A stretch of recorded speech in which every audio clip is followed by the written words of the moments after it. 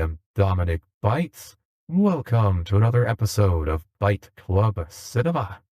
Today we'll be watching Blade Runner. But wait, you say, we already watched Blade Runner. Are you watching 2049? No, this is still the first Blade Runner. But, whereas we watched the theatrical cut before, now we're going to watch the director's cut. Haha! Now, one move I did make, the theatrical cut for VOD 4 is going to be an exclusive. I'm going to make it exclusive to Blue Twitch. So a subscriber on Blue Twitch, any tier. So if you're the Safe for Work subscriber on Blue Twitch, you will have access to it. That'll go up to celebrate the 2-year anniversary. So that'll get posted in August as an exclusive on Blue Twitch. So that will not be on YouTube. So if you're wondering, wait, you said you did theatrical, where is it? It's on Blue Twitch. It's going to be subscriber exclusive just for that. Because, hey, I want to reward the people like Diesel here and Kodiak who have subscribed to me on like one of you pick platforms there. You know, I don't e-beg for money often, but I do want to treat my subscribers right, give them a reason to do that. And hey, in the chat we've got Botan. Hey, we got the cute bun. How's it going? Hope you're doing well, Botan. Hope you're having a good day. So yeah, if you want to check out the theatrical cut, go to Blue Twitch. You can see it there. This will be the director's cut. This will be on YouTube. I'm planning to put this one on YouTube on the August 8th. So while this is posted, you go check the should be live on Twitch when this is on YouTube to doing a 12-hour stream to celebrate my 2nd year affiliate anniversary. I'm slowly getting the schedule for it together. I got a draft of it already live. Drafted the schedule together. You can see it on my server. And I should be doing, I'm planning to do on August 8th, Baldur's Gate 3, Fallout 3, maybe, and Cyberpunk 2077. Basically new games, the games I haven't done so far. I probably won't get to those until August because I still got Skyrim and Final Fantasy 6, and I'm going to be setting up a Minecraft server here shortly. Because the Voxelcraft server is ending. That will terminate at the end of May, and then I will be relaunching it as my own. Woohoo! That should be fun. They'll probably do, I don't know, I'll probably make it an RP server. Get a lot of people on there. I'll put mods on there. I'll try to go easy on the mods. I try being the operative term, but I'll try. I definitely know I'm not going to have Terralith. I think it was Terralith. No, that's the wrong Tectonic. It was one of the ones that like boosted everything super, super high. I'm not going to have that because that is a huge, huge drain on the server. Like I vastly underestimated how much server chug that causes. So I'm not having that one. I love it for like private, but on a server, it doesn't make any sense. It's not practical. So on Torso, sadly, as much as I love that mod, I will not be having it on the new server. But yeah, that's programming notes there. Let's see, we got Blu-ray. Also, speaking of Minecraft, so next month in June, we will be doing the Minecraft movie, Diesel and I. We're going to have Sage on board. It'll be a Tuesday. Botan, you are welcome to join in on this as well. I kind of want to make it a big thing. We're going to do a Byte Club Cinema of the Minecraft movie. Because, oh boy, I want as many people in on that as possible. That way, when certain scenes come up, we can all scream at the top of our lungs and throw popcorn and set off fireworks, blow things up, tear things apart, launch nuclear missiles. I think that's going to be Diesel thing. Diesel's going to press the button and launch the nukes at certain scenes. Nah, I'm getting them set up. So they're going to be voice activated by Jack Black. When the funny words are said, they'll launch. I'm thinking about tying a bunch of families to them. Might have to go to the movie theater to kidnap the kids that are there. They don't need to reproduce, so I'm doing the world a favor as well. I agree. Everyone who went on, who did crazy stuff for the Minecraft movie definitely does not deserve to reproduce. I agree. 100% agree. So, but yeah, we'll do Minecraft movie here in June. It's going to be an open call for collab or to Byte Club Cinema here. It'll be on a Tuesday. Needs to be on Tuesday for Sage and Diesel's sake. Probably looking at evening, probably 8 p.m. Central, 8 to 9 p.m. Central for start time. That way Sage can join. So if you're open on a Tuesday, so either the 3rd, the 10th, or the 24th, those are the 3 days that it will most likely be on. Um, the But yeah, any of those should be good. Let me know. 17th I think had something conflicting. No, yeah, 17th has a next fest. So hey, Minecraft movie. So yeah, if you want to join in, Goth, and watch the Minecraft movie with us, that would be cool. You could definitely do that. That's something you can do on your phone too. Because I will share the movie, you watch it, and we do commentary and reaction to it. So you would be welcome to join in on that, Goth. Ye as is Botan, of course, Cookie and Kodiak are going to get invites to that. I'll ask Fern too, because I haven't collabed with Fern in a while. Then yeah, all right, I'll give you updates. Just let me know when. Just let me know like what Tuesday in June works for you as a 3rd, 10th, 24th. What I'm looking at. All right, let's see. Anything else? Oh yeah, we will try to get to other terrible video game movies. So I said Borderlands, Monster Hunter. Those are two I really want to cover because they are so terrible. I really want to go over them. I know Diesel is dreading both of those. It's like, oh no. But yeah, is two your favorite franchises both? I enjoy. Yeah. Well, okay, look, Borderlands. I don't think anyone's enjoying Borderlands anymore. To be fair, I think who's the guy in charge of that? I don't remember. Pitchford, Randy Pitchford. 4's looking promising, but I'm gonna hold off. 3 was a disappointment, and then fucking Tiny Tina's spin-off with the Dungeons and Dragons thing wasn't that great either. Yeah, well, my understanding was that Randy Pitchford has literally pissed off everybody because they're saying like Borderlands 4 is going to be $80. And everyone's like, why? And his response is just like, well, through a franchise will make it happen. Yeah, no, but guess what? 3 was lame. I never bought it, and now I'm definitely never buying 4. So fuck you. I mean, I say this as someone who owns the first two. I own Borderlands 1, 2, and the pre-sequel. So I own several of the games in there. I got them super cheap.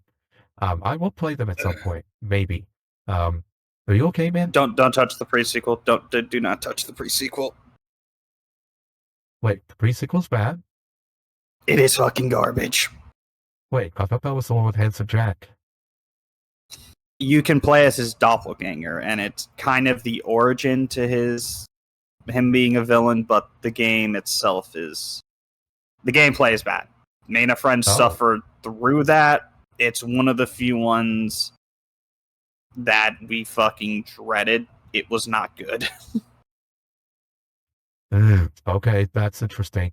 So and me and my friend went through the pain of being Terramorphous on fucking 2, and we still enjoyed that way more than the entirety of pre-sequel. Yeah. Oh my god, the fact you've never played Minecraft, that's fine. That's fine. Like, honestly, that'll make it better. Because you might just see it as a movie as opposed to a video game adaptation. So honestly, that might work out better. Because I'm a big fan of Minecraft. I love Minecraft. So seeing them butcher Minecraft is going to piss me off so much. I appreciate the fact that they got Mumbo in there to consult for the films. I saw that was good, but still, like, oh my god. I have heard how bad the Minecraft movie is. It's anyway. Now to tell you how bad pre-sequel is, the company so Gearbox itself let another company make it. The company that made it was an Australian company that went bankrupt. That should tell you how well that game was received. I don't know if it was the sole reason, but the company that made it went bankrupt, so that should tell you how successful they were.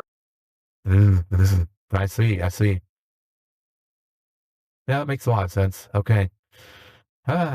Fun. Okay, let's see. Oh, so, alright, our focus today is the Blade Runner Director's Cut. I mean, okay, so I'll vote pre-sequel. But Borderlands 1 and 2, I've heard 2 is pretty good, though. Borderlands 2. It is great. Okay. Yeah, I think that's the best one in the series, people have told me.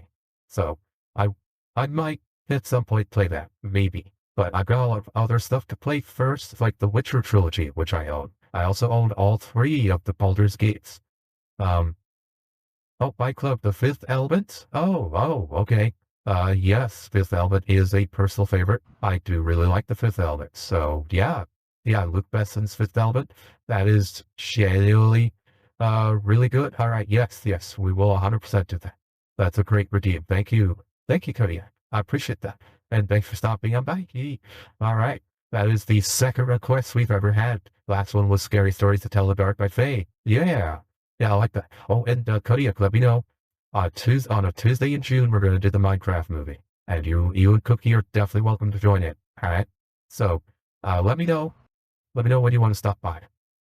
Or when you're able to make it. It'll probably be around 8 to 9 p.m. Central on a Tuesday. Yeah, it'll be in the Discord. I've got the movie. I'll share it, and then we'll do commentary on it as we go. There is a movie I may want to suggest, which the sole reason is so how do you care about the Final Destination franchise? I've seen the first two. Okay, so I've seen we every time we get calls in at work about it, I've been making jokes about, okay, make sure when you're driving to see the movie, stay away from any trucks carrying logs, and everybody cracks up. Nobody expects me to say that because I always like slide it in to because there's like 3 or 4 things I'll tell a customer to okay, remember XYZ, and I'll slide that one in in the middle of it, so nobody expects it, and then their ears register that they just heard something bizarre, and they crack up. It's great. Love it. And I have also on occasion referenced the tanning bed scene, which is personal favorite. Anyway. The reason I'm suggesting they I think it's already been released or not, but Bloodlines. The reason I am suggesting it's because it's the final movie that the horror icon himself, Tony Todd, appeared in. Yes, I did hear it. Apparently they let him, as a real respect, they let Tony Todd, they let him ad-lib all of his lines. They didn't give him script. They just let him be the character for his scenes in there. But they let him ad-lib a final goodbye to his fans. Yeah, and I saw some of the shots of him in there, some of the stills, and oh my god, yeah, you could tell that guy is sick. It's like, oh wow, because I remember how big you were, and to see him in that condition is like, man, how is he moving around? Wow. Yeah, do you know the reason why? Was it cancer? It looked like cancer. That's stomach cancer. Okay, yeah, I'll do it. He passed away on November 6th in 2024. Yeah. Yeah. So the only reason I'm suggesting that would just be because I am a horror fan. I knew he was a very sweet person. I'm a little emotional about this. Yeah, he's a nice guy from all I've heard. So, all right. Yeah, he was always described as a very sweet man and was our best candy man. Remind me for that one, Ian. It'll be a month or 2 before I can get my hands on it. It's in theaters right now, obviously. So, remind me in a month or 2, and I will see if I can pick that one up. As I just got my hands on Minecraft, because Minecraft just dropped. Let's see. No, it's fair, but I thought it'd be a decent, a nice thing to see. The final movie he was in. I got a bit of tears in my eyes from this. Yeah, no worries. Yeah, no, totally. All right, so final this. So we'll do Fifth Element and Final Destination Bloodlines once it's available. Sounds good. All right, yeah, I haven't seen Bloodlines, so I have seen the first 2. As a best scene, my favorite death's the tanning bed scene. Because movies, it's pretty good. It's got, and of course the people it happens to are really awful, so I don't feel bad whatsoever that something bad is happening to them, because you're terrible people, so it's you're dying horribly. I'm kind of cool with that. So it's one of the more guilt-free death sequences, honestly. Common Rider 01 requests that. There is a redeem. It's a channel point redeem for a special request goth. So yeah, if you get the redeem, sure thing. I just need a cash in for that. So I said that's what. Oh hey yes. Oh, thank you for the work. Appreciate it. Okay. Oh, all right. So normal caveats to reply. If you're watching live, you get to hear the audio. Watch on the pod. No, you don't. There's a video because copyright. But subtitles are on, so you can follow along at home.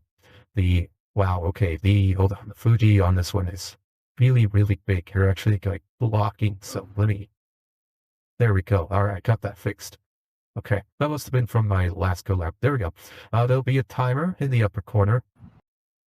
Also, I need to start installing some plugins here on my OBS, because it turns out there is a primer plugin for OBS. I need to get that, so I could stop relying so much on browser sources. I'm using a lot of browser sources when I should, and timer is one of them. So I think it's time I start customizing my OBS and mucking around with it. Let's see what happens. I'll back up everything before I do, but I think it's time I started that.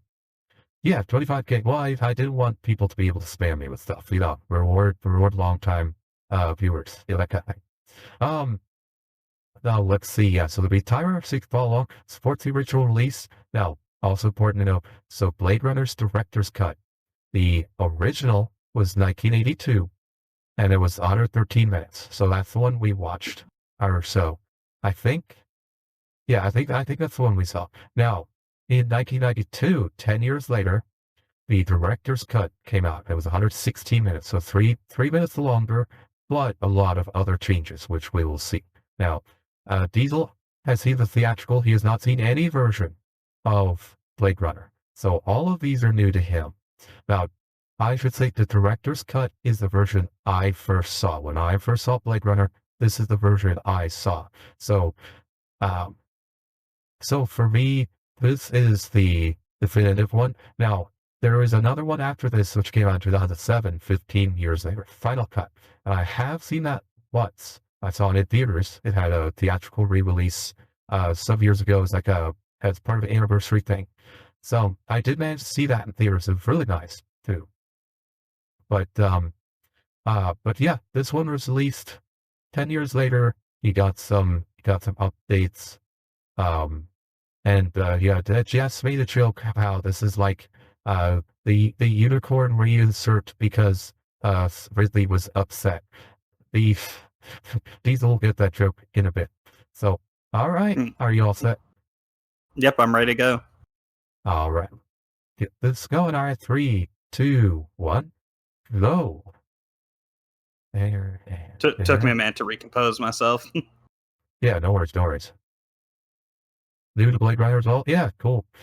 Yeah, but the reason I'm focusing so much on doing all 3 versions of Blade Runner, then eventually we'll do the sequel, is just because, it's a foundational piece in cyberpunk. I'm cyberpunk themed, so, yeah. The only reason I've put off playing Cyberpunk 2077 so long is because I didn't have a system that could run it. Now I do. Probably, I'm going to be cranking, Cyberpunk 2077, I'm going to be cranking the graphics to absolute max. I have a system that can handle it. I am going to crank that up to, badass levels of realism. So it should look very pretty when I'm playing.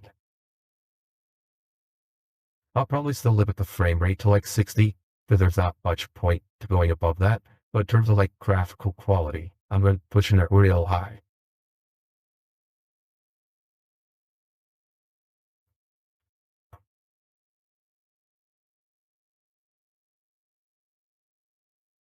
It'll probably be, after we do this one, it'll probably be a little bit before we do Final Cut, because I've got a lot of other movies I want to get to. Yeah, no, it's fair.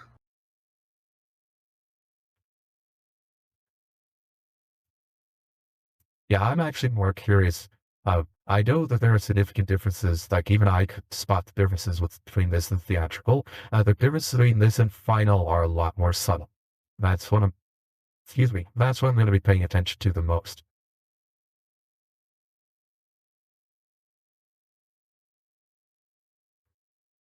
Yeah, one thing I want to do for is because Evan Kais made the music for Afterplace, I kind of want to ask him how much would it cost to get a custom theme song or custom music or something for Dominic, because he did a very good job with the composing.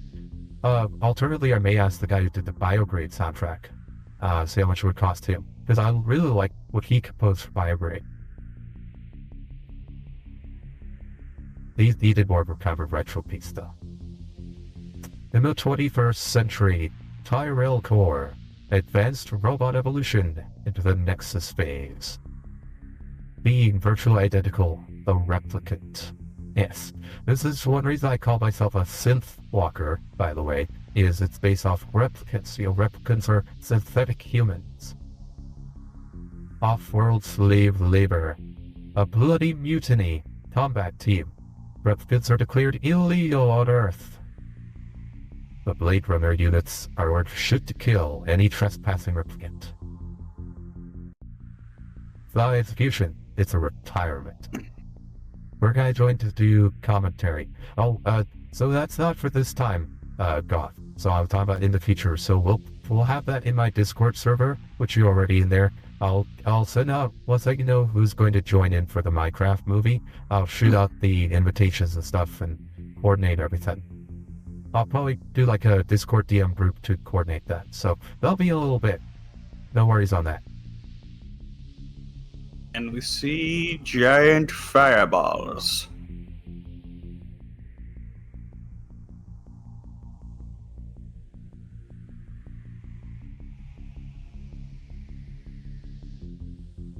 Yeah. God, I love the soundtrack for this so much. The soundtrack slaps so hard. Like the beauty of, like we always, when we think of synthesizer, we always think like beeps and boops, but like, no, like this kind of like tone, this is what synthesizer is made for.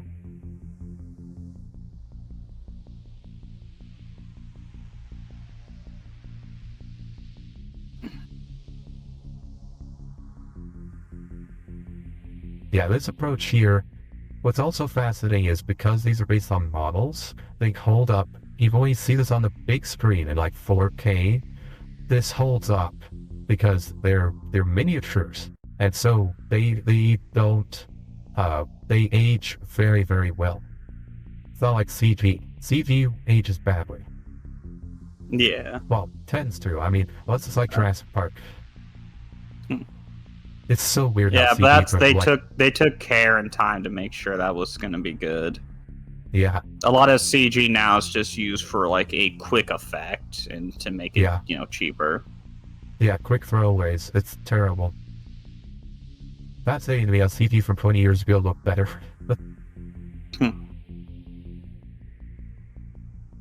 It's weird that that beginning music for some reason always makes me think of Risk of Rain 2. Don't know why. You're the second person to mention Risk of Rain. King of the Slimes was playing Risk of Rain 2 the other day. That game was a good part of my childhood. Risk of Rain? Okay. Kind of, yeah. I say my childhood, I was a teenager, but still, very fond memories. Okay. I guess I should look that one up, because yeah, it's you and King of the Slimes telling me that's a lot of fun. Definitely if you're into roguelikes.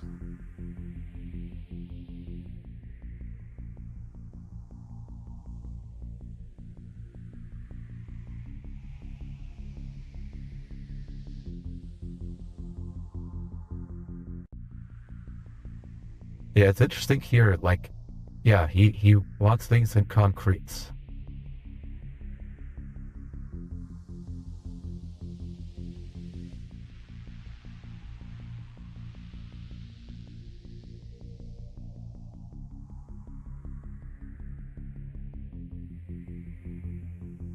Yeah, like, how come he immediately it isn't just fucking just like, nah, it's a replicant? Yeah. Yeah, he realizes that the reaction time is off, like the eyes aren't.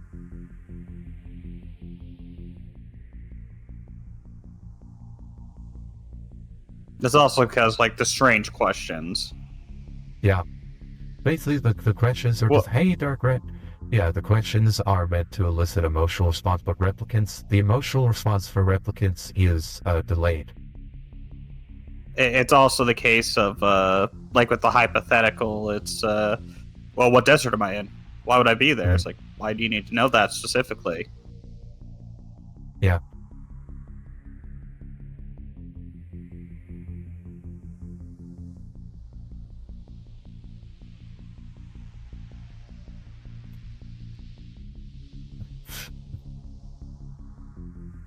Let me tell you about my mom. Shoot.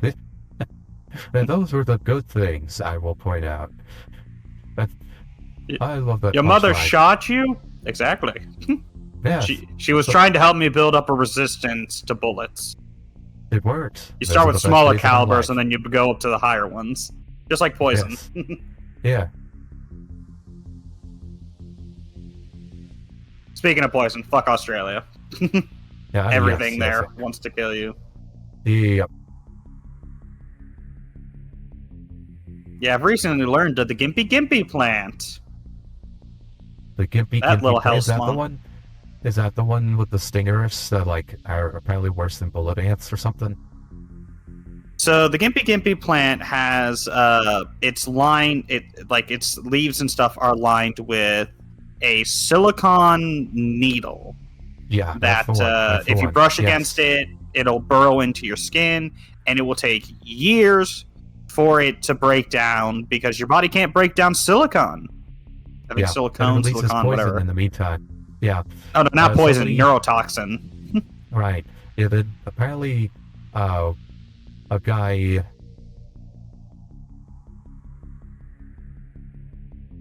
Yeah. Apparently there was a guy who Wait. He Hold on. used it as toilet paper and ended up Shoot, and then shot himself. Yeah. Wait a minute. Hold yeah, on. because the pain was so bad.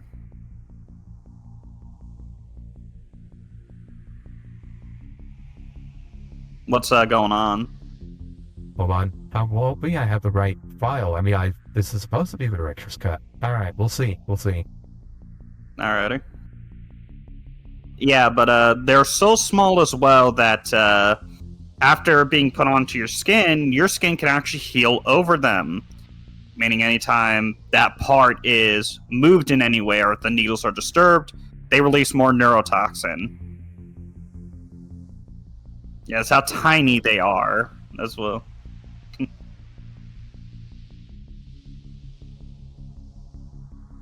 Hold on. So this is.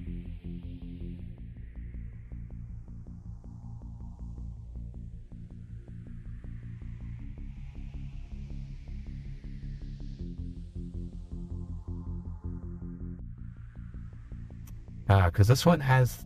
Okay. Alright, well, I guess we'll keep going and we'll see then. Yeah, because it's playing the same. I haven't noticed much difference. So maybe those Yeah, are I know. later scenes?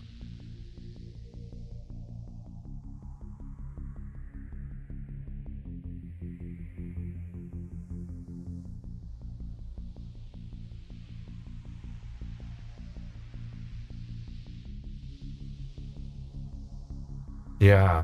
Okay, this is a little. Alright, I'm hoping. Oh, yeah, well, neurotoxin in large quantities can kill you, but it can also just straight up just hurt.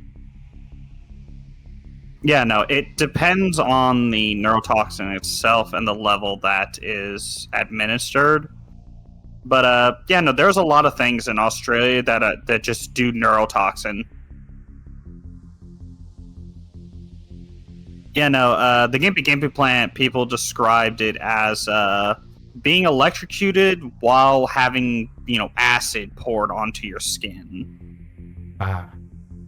Okay, hold on. So I think this is actually the theatrical cut and it's mislabeled as the director's cut. Because the thing is, the director's cut is not supposed to have the bits where he narrates. That was actually one of the things eliminated from it.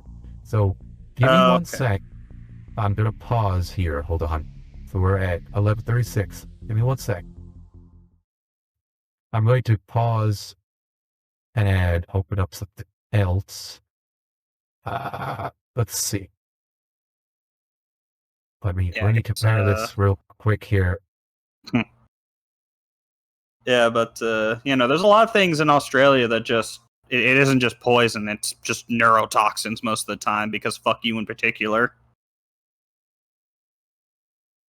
They also recently discovered a bigger fucking version. I think it was the Sydney spider that they are actually calling the Newcastle Big Boy. That's the full name. Wow.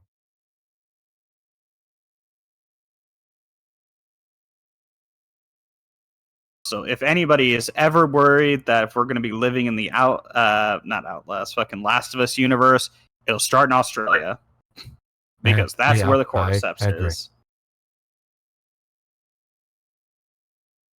Alright, I'll just watch this one here real quick to make sure this is the right version. Okay, and I'll just keep talking about weird things I know about Australia. And for those unfamiliar with the cordyceps, it is a fungus that, once attached to ants, will work its way and integrate with their nervous system and muscular system. Because some people believe that it gets into their brain. No, it just hijacks their body to the point that the ant's probably still very aware of what's going on while it's being slowly eaten. But, it'll force them to go climb up somewhere high and then, cause them to put a death grip on a nearby plant that's near the colony for the cordyceps mushroom to begin spraying spores down onto the colony to continue its reproduction. It is fucking horrifying. I love it. Yeah, cordyceps is good stuff. Magma is essentially. Alright, so I can't say so I gotta share with you. Can you hear it? Okay, let me watch the stream real quick. Let's see. Yeah, I can hear it. Okay, good. Here, let me jump forward. This early scene here is exactly the same, so I'm gonna skip past that. I'm gonna just get us started where the differences are. So that early scene of Leon shooting the guy, that's still the same. No difference there. So I'm just gonna change it here to. I'm about to say when he's getting taken by the officer, right? Yeah. Let me try to get a little closer. Come on, Delbot. What are you doing? This thing soaks. There we go. Okay, that's fine. All right. There we go. All right, so we're gonna try this again. So that's my bad. That's my bad. It's not my fault. The file was mislabeled. It's not my fault. It's not my fault. I was supposed to know that someone would mislabel the file. Director's cut. Where is it? The frickin' director's cut. I don't know why someone would mislabel that. Anyway, it said this is the, quote, remastered. So apparently they called the director's cut remastered. Why? I don't know. Seems kind of stupid to me. But anyway, this should be the director's cut. This should not be the final cut. Final cut is the one we're gonna hold off on. But final cut is another file that is separately labeled. So anyway, that's annoying. Alright, so here is the continuation of the movie. There we go. Alright. Now we're backing up a little bit here. And we're restarting the timer. Yep, there. So we're just gonna jump back to the scene. So the initial scene where Leon shoots the guy, that's exactly the same. So yeah, so we've already watched that, so it's fine. Animately no voiceover. Yeah. Which is it's honestly better without the voiceover, I will say. That's my opinion. Anyway, you tell me what you think. Yeah. We will see, and I will give my opinion in hopes that Dom doesn't punish me for giving the incorrect one.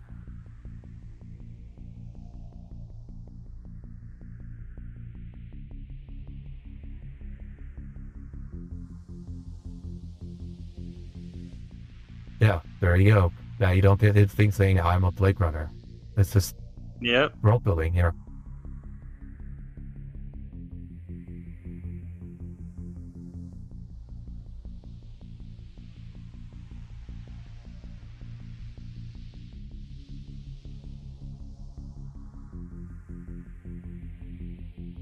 I really wish I liked seafood more, because... Really? I feel like I'm missing out. I'm not the biggest fan of seafood. I haven't tried much fish, but I know for a fact I don't like shrimp. I mean, that's fair. Hey, if you don't like something else, that's fine. But yeah, I like fish. I have a coworker she finds the concept of eating anything under the sea weird. So it's not that she doesn't like the taste, she just disapproves of the concept of eating any animal that lives underwater. Like she'll eat kelp or seaweed, that's fine. Just plants, whatever. But animals that exist in the water, she's like, no. He objects to the idea itself. Yeah, for me, it's not. I just even ask. It's for me. It's the case. I can, but I need something else. I can't just have that like fish. For example, tuna. I actually mix with hamburger helper, and I can eat that just fine. I love the hell out of it. Yeah, canned tuna is kind of like everybody's kind of go-to. Even people allergic to seafood can usually eat canned tuna because it's so processed. But yeah, I like seafood, but I mean, I'm kind of predisposed to it. The benefit of being from, like, having ancestors who lived in, like, Taiwan and Fujian province is, you get, you're used to seafood stuff. Fair enough. I've seen Japanese and Chinese food, and the stuff looks good. It's just because when it comes to seafood, the only thing I've wanted to try is I want to try crab. Because that's something I haven't tried. I know it has a distinct flavor away from that. So I would think it'd be something pretty good to at least try once, see if I like it or not. But I know it's expensive. Oh, it depends. If you go to a buffet, a lot of buffets will have the crab there. Like some of the fancier buffets, that could be a good way to, like, you get a little bit with the buffet, then if you don't like it, well, you've got other items in the buffet that you can eat instead. Fair enough. I would have to go with somebody, though. I definitely don't want to go to a buffet by myself, especially since I got a gut on me. I'm going to feel like a fat ass. Yeah, understandable. It is definitely different without the voiceover. Yeah, you're just basking in the world, as opposed to him, like, expo dumping. Yeah. And it also means that those scenes you get to decide for yourself, instead of having him just explain everything. We also don't get Harrison Ford dropping the N-word to describe Brian this time, which is a little less jarring, I will say. Yeah.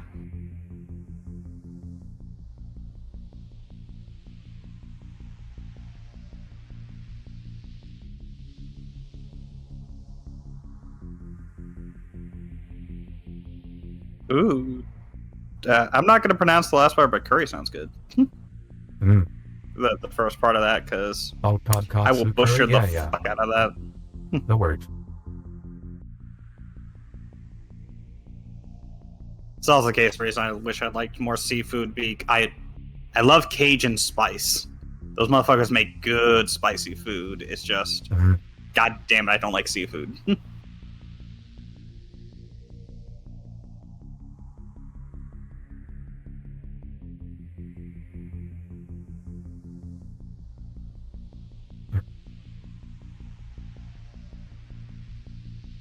Yeah, here instead of us being told what Brian is, we've discovered here through the dialogue.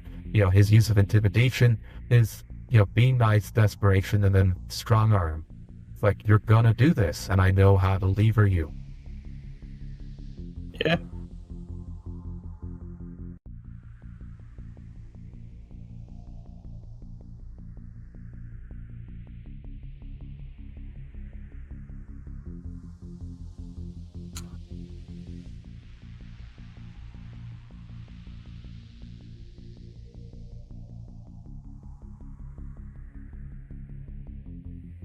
Damn.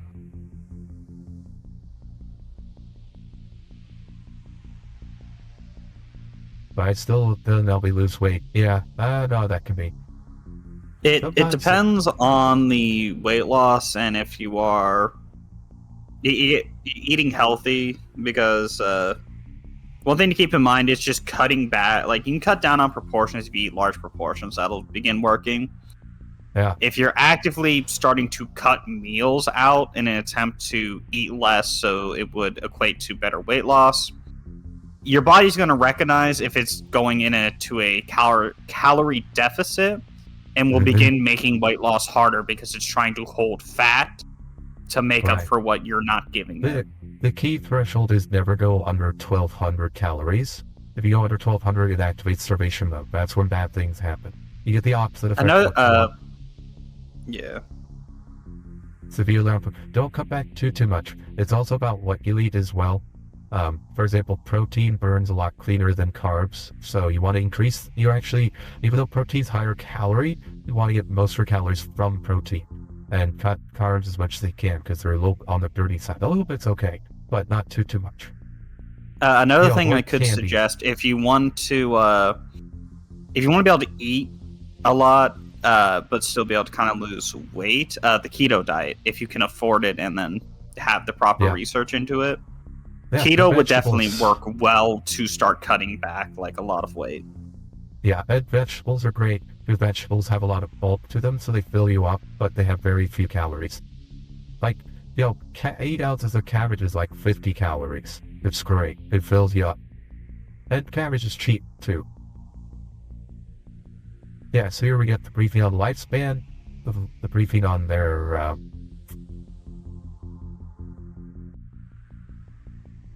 It's also a case sometimes people's genetics make it to where weight loss is a lot harder. Genetics do also apply into how quickly you can burn fat and such. For my height, weight is too much. I stopped eating carbs. Oh, I see. That's true. 1200 is my baseline. If I go under it, I activate starvation mode because of my metabolism. That's true. Your metabolism may be different from mine. That's true. But there is like a floor everybody has that should not be dropped under. You can ask your doctor what that is, yeah.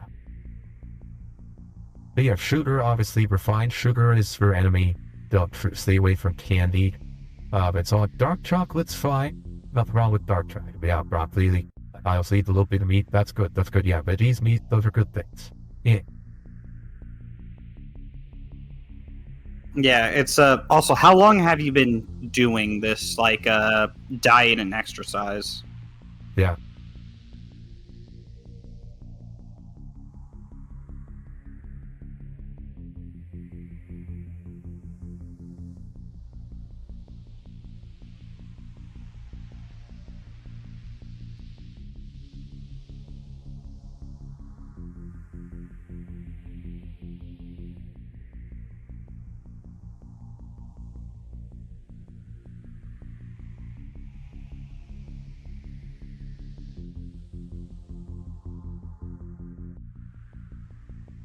For at least 2 years, I think.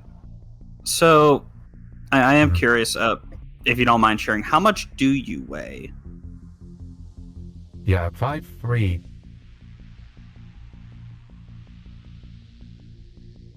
Because the other thing I'm thinking is you might be at a healthy weight, and the reason you're not losing any is because your body can't. Yeah, or you're turning it into muscle. Yeah. Yeah, I keep forgetting muscle weight as well. Yeah, it could be muscle. I mean, the easiest test to see if you got a gut or not, if you stand straight up with, straight, look down, can you see your dick? If you can't, that's everything you ate in between you and your dick. No, to be fair, Goth's case, 195. Ooh, okay, yeah, 195 is definitely not a healthy weight for 5'3". I can tell you that. So, alright, so yeah, you do need to get this weight loss. I would say you probably need to just increase the exercise part, but also, remember, it's not just like cardio and stuff. You want to do weightlifting. Weightlifting will help. Weightlifting is exponential weight loss, because muscles, you both burn calories to build muscle, and then muscles, just by existing, increase how much calories you're burning. So. Another thing is to make sure you are actively switching up your workout days and what you're doing. Mm-hmm. As if you get into a pattern and rhythm, your body weirdly enough will begin adapting to burn less fat and calories as you exercise. So you need to kind of switch it to keep your body in that shock of it doesn't know what's going to happen. Yeah. And don't do like me. Make sure you get a proper rest before you try exercising. I ran into a problem where lack of sleep made my muscles too exhausted, and the exercise was just kind of garbage. No, sometimes some people's genetics make weight loss a bit harder. Yeah. Don't excuse, if you're happy with, so I will say this, if you're happy with that weight and it's not a unhealthy like a weight, you're not suffering adverse effects because of your weight. That then it's its own thing. If you're suffering adverse effects from your weight that are directly correlated to it, that's when you want to start losing. If you want to lose to make yourself feel better, it's not a good mindset to say, well, my weight's not my fault. I don't have to do anything, which I don't think you are. I'm just saying. Yeah, fucking brain. But some people's genetics just make it a bit harder. But just keep at it. Maybe increase exercise, swap it up a bit. Sounds like you're doing what you need to start trying to lose the weight, though.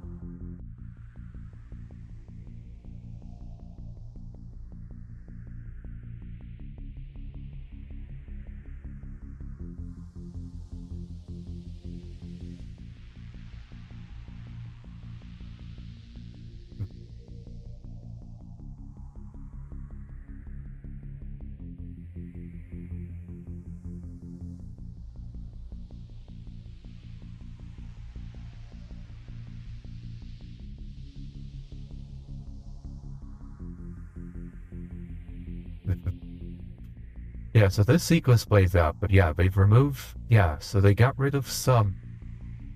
I think most of the changes are going to come later on here, but for right now, the setup here we get is the main one. Yeah. It was obvious she was a replicant due to the fact that her pupils were reflecting like light when there was no light. Yeah, here. I love that little effect there. That was really neat. 3 times a day? Oh, okay, that actually might be too... I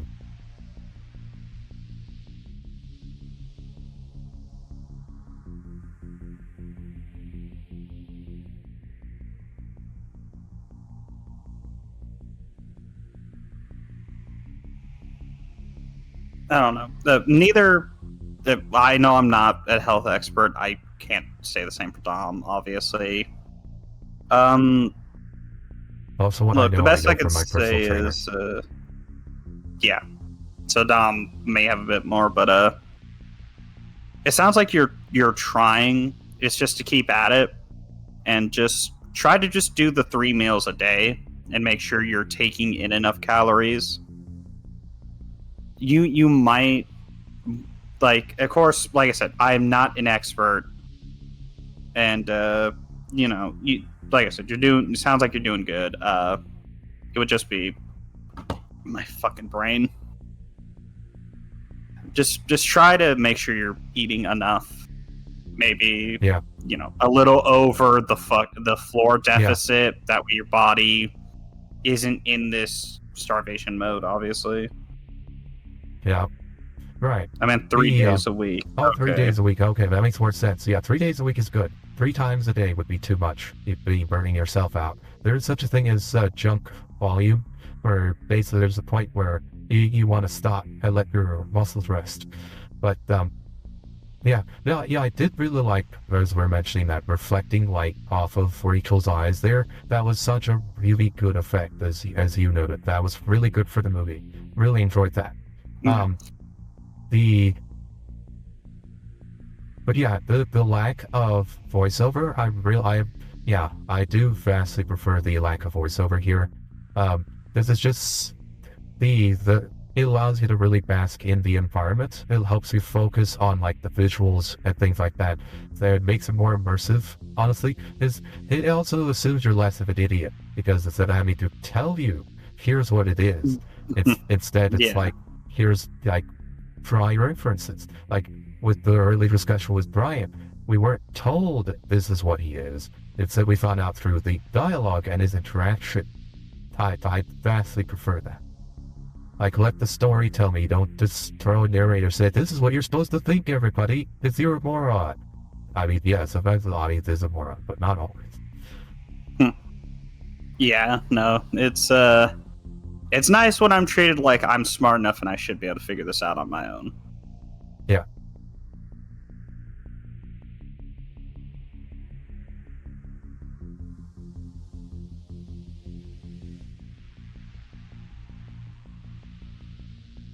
All right. While we're in a bit of a slowdown, yeah, no, Goth. Maybe try, like I said, keep making sure you're swapping your days and the routines you're doing on those days. Yeah. Maybe try for a week and see how you're doing after that. Well, not necessarily. It's also about what type of exercise are you doing? How are you doing them? Have you worked with a personal trainer or somebody who's an expert to make sure you're doing it as hard as you could be? Because remember, because you might be doing exercise, it's a time also you're going too easy on yourself. I mean, that's a natural mistake to make. A lot of cases. I've made that mistake myself of going too easy on myself, so you don't grow. Um, try to watch out for that. But at the same time, don't hurt yourself, obviously. Yeah. Yeah, Don't do the don't do the CrossFit thing of going so hard you throw up. That's not acceptable. Don't do that. That's really stupid. yeah, you're hurting your body more than you're helping it. Yeah. Yeah. Well, you should see. You should check also if your insurance covers any kind of physical therapy, by the way.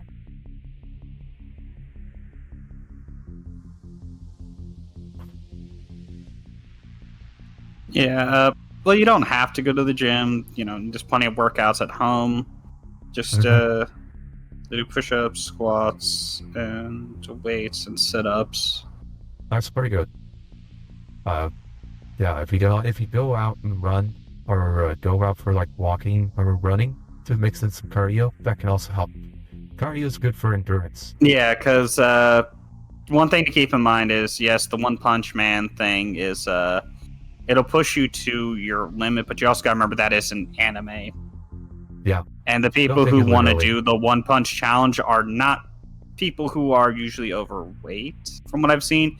It is already people who are in really good shape that go for that challenge. And it's just the case, you want one day to be a leg day, another day to be an upper body day. As if you're doing all of those and then continue, you're going to be getting... it's going to be getting less effective.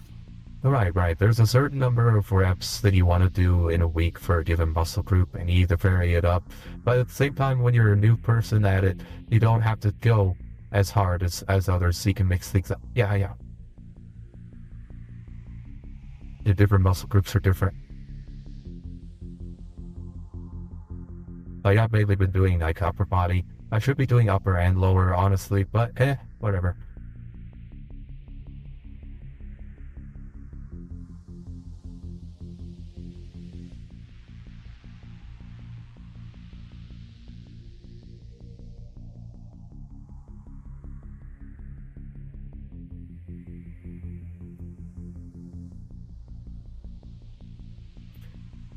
Yeah, I like the description they make for this guy. The only way to hurt him is to kill him. So they really set up just how tough he is physically. Yeah. And then that, of course, points out to the man that he didn't react.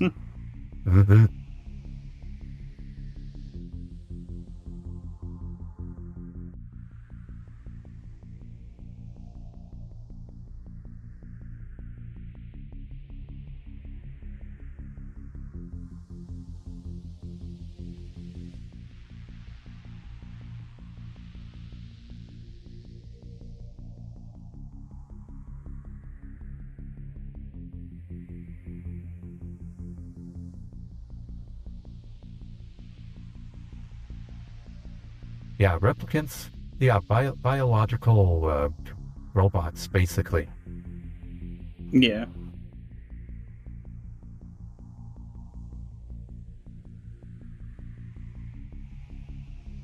Yeah, no, he's just a small cog in the larger machine. Yeah. I do also like how that line sets up his final speech. Well, you can see what I've seen with these eyes. Seen things. Sight is a... And he got what he wanted.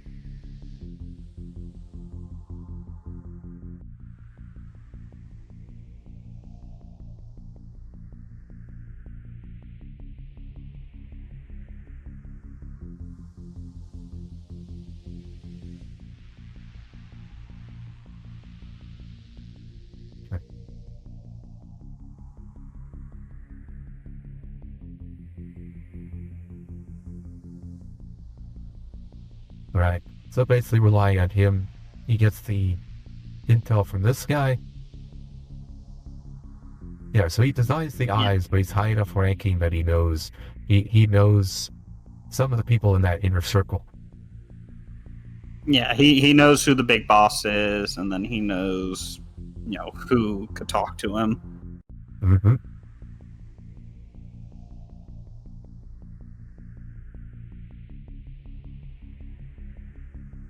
Basically, he knows enough.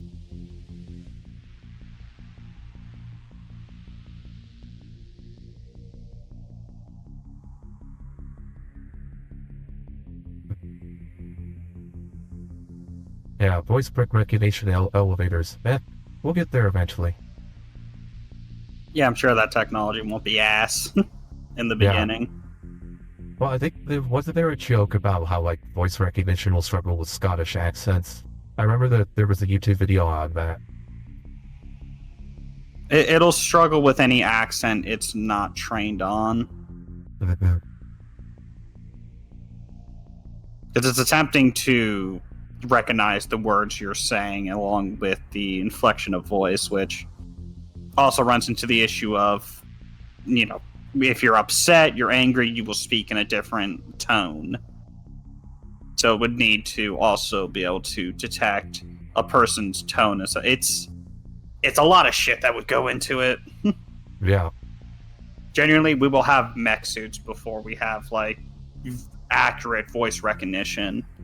And then that runs into the issue of voice recognition also being one of the easiest things to get past. Yeah. Well, AI voices, there you go. Like, actually, I think Gen AI might actually be the death knell of the voice recognition stuff. Because, anyone could just imitate your voice. Well, not to mention, it would need a code phrase only that you would have to hope then nobody could get a recording of, because it's just going off of your voice. I just need to walk into you one time, maybe bump your shoulder, get you on recording. Now I have access to everything you have voice recorded. Or not voice recorded, but everything you have voice coded or whatever.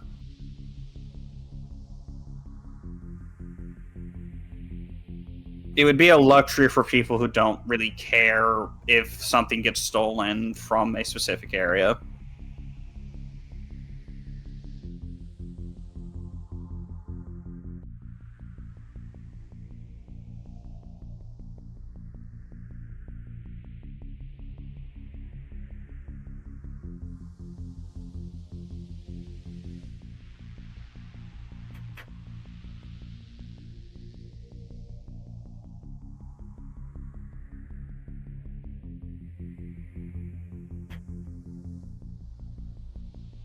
Yeah, I love the concept of memory implants. One of these days we'll watch Dark City. Have you seen Dark City? I have not, though I would have loved if she would have looked. Sir, I would have preferred if you said my breast were implants, not my memories. Well, in the future, why not both? There we go.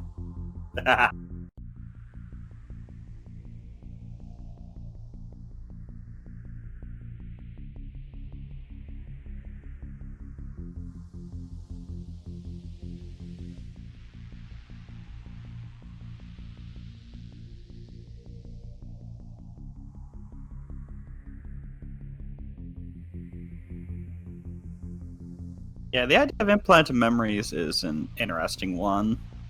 Yeah, frightening. Eventually we're all gonna have microchips installed in us, so we're definitely leaning that direction. I forgot what company is pushing for like microchip implants people. I probably won't be around long enough to see that flourish. Though it's the issue of, people are going to take advantage of that shit. It's got to be so hard-coded, and then you got to hope a company has the morals, which they fucking won't. As cool as it would be to live in a world like that, the only way that exists is if we lived in a good world, and we don't. Having a fucking thing implanted into your brain, a chip implanted into your brain, is just so much abuse is going to be had with that.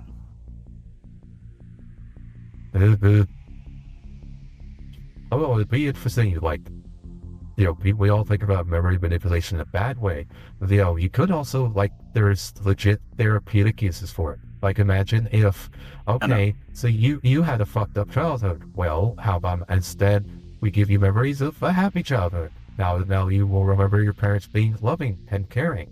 And now all those symptoms you had from having a fucked up past, you don't have those anymore.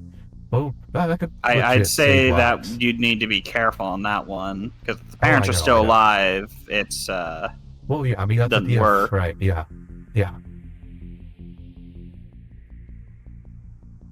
Like, if the chip will allow me to go live in some other world or some shit, it'd be cool. The thing with implant memories, there is good, but there is a lot of that can go bad. For example, you give somebody those memories, and then they relapse and realize they're fake. They were already in a bad situation. Imagine how more fucked they'll be reliving that and realizing that the happy memories they had were all fake. Yeah. Every moment because then that makes you begin to question what memories are real and which ones are fake. Yeah. And that could it would lead to a spiral into psychotic probably. Woohoo. Yeah. Yay, cyberpsychosis. Yay. Let's give cyberpsychosis to everybody. It's a perfect gift. Give it for your loved one today. It's a great Father's Day gift present. What does every dad want? Cyberpsychosis. That's true. Yeah, but I always love making the joke that put me in the cyberpunk universe, I'll get cyberpsychosis within a fucking week. Yeah, probably. I don't know. I like to think I would probably be a little more resilient to the cyberpsychosis, because cyberpsychosis is based on your connection to humanity. So basically, unless you get lucky and end up like Atom Smasher. Right, that's what I mean. Because cyberpsychosis is based on, like, how grounded do you need to be to your meat before you start, like, losing connection with it. So if you're not really tethered to your physical body, swapping it out and modifying it very heavily actually doesn't bother you all that much. So you're less likely to get cyberpsychosis if you're not super attached to your meat shell. So if someone like me used this, like, whatever, I mean, I could probably get away with quite a bit. I mean, I probably couldn't go Atom Smasher level, because he's already psychotic. Like, he doesn't need cyberpsychosis. He is already a psycho. But I'm not that tier. But I could probably go pretty hard on it and just be fine. It's like, whatever. I've got a cool robot body now. Yay. Yeah. I do remember in the show that it would have been interesting to see David be a fucking student Adam. Yeah, that would have been cool alternate ending. Yes, David gets to be Adam's pupil, and if he gets Rebecca as like his slave Princess Leia. There we go. Imagine Rebecca dressed as slave Princess Leia. Now that's actually, you know what? I'd probably commission that. That'd be hot.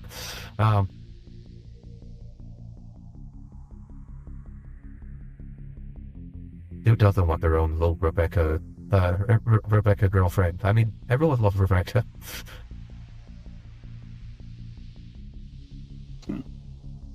The God says no to the chip implant, but you see that if we give you...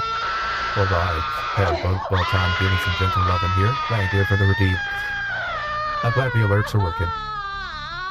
Yeah, the issue for me would be if the chip implants got enough to where I could, like, if we got into a situation similar to, like, Sword Art Online, where you could be transported into the games themselves, I'd be so disconnected from reality and be looking for a way to just permanently go live in one of those worlds. Yeah, they'll just upload your mind into the machine. I mean, that's fine. It would be cool. I probably couldn't exist purely as digital.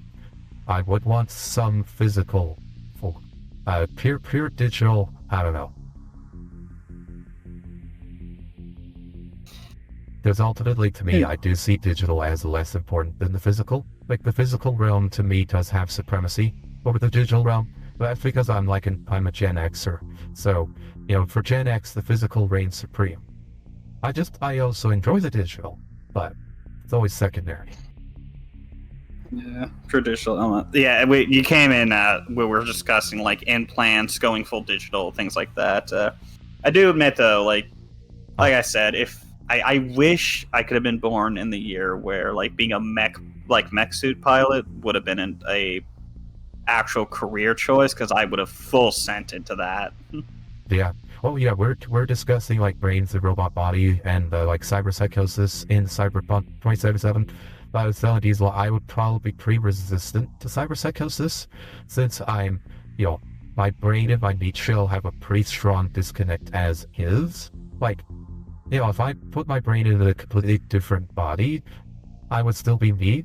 So cyberpsychosis is when like your physical form is a strong part of your identity. So as you alter it, you lose your identity, and then you go psychotic at a certain point. But if your meat shell doesn't define your identity, then you can go a lot farther. You can chrome up a lot more, because it's still you inside, essentially. The stronger your sense of self, and the less it's tied to your exterior shell, the less likely you are to get psychosis. At least that's my understanding. No, if that's the case, I'd be pretty fucking resilient to it, since I'm in, like, I don't have the money to afford body modification, but I'm into the whole modification, flesh weaving, parts being replaced with mechanical. That shit always fascinates me. Mm-hmm. Okay, here is one of the new scenes. Oh shit. Yeah, and then she's the unicorn. Yep. He dreams of unicorns.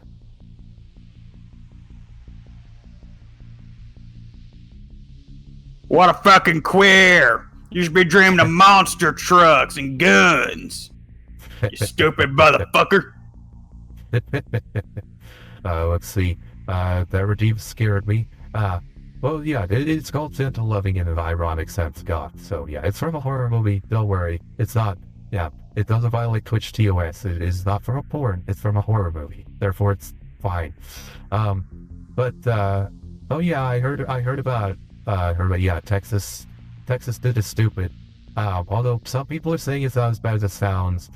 I don't know. Australia, basically, the way I go is Australia passed a law that was nominally only supposed to ban, like, the squicky stuff, but then they immediately turned around and start banning just normal everyday anime. So I don't trust laws like that. So I know some people who say there's no cause to worry. I always, they start banning art, even if I don't like it, I start getting real leery towards it. I try not to get political, but I think support for the arts is not a very controversial political stance it takes. Like, I support the arts. I don't support government censorship. Yeah, hot takes. There you go. That's oh my god, that's such a I'm really going far out there, and I don't like censorship, man. But still. Yeah, no, it's so what they passed in a law that they're gonna start trying to restrict fucking video games and shit that they deem bad or some shit like that. It's so supposedly it's aimed at generative AI. Like, what's supposed to do is stop generative AI art that is depicting underage people in adult situations. I'm trying to phrase it to be Twitch safe here. But it's basically supposed to prevent the use of AI to generate illicit content CP. Involving minors. Right. Yeah. Let's without getting too explicit here, because Twitch. To generate illegal Club Penguin. Yeah, there you go. So, or cheese pizza, whatever. But yeah, the problem is the wording on it. Some people are saying it's really tightly defined, so it shouldn't be an issue. But some people are pointing out that... I remember hearing that they're trying to make it more broad.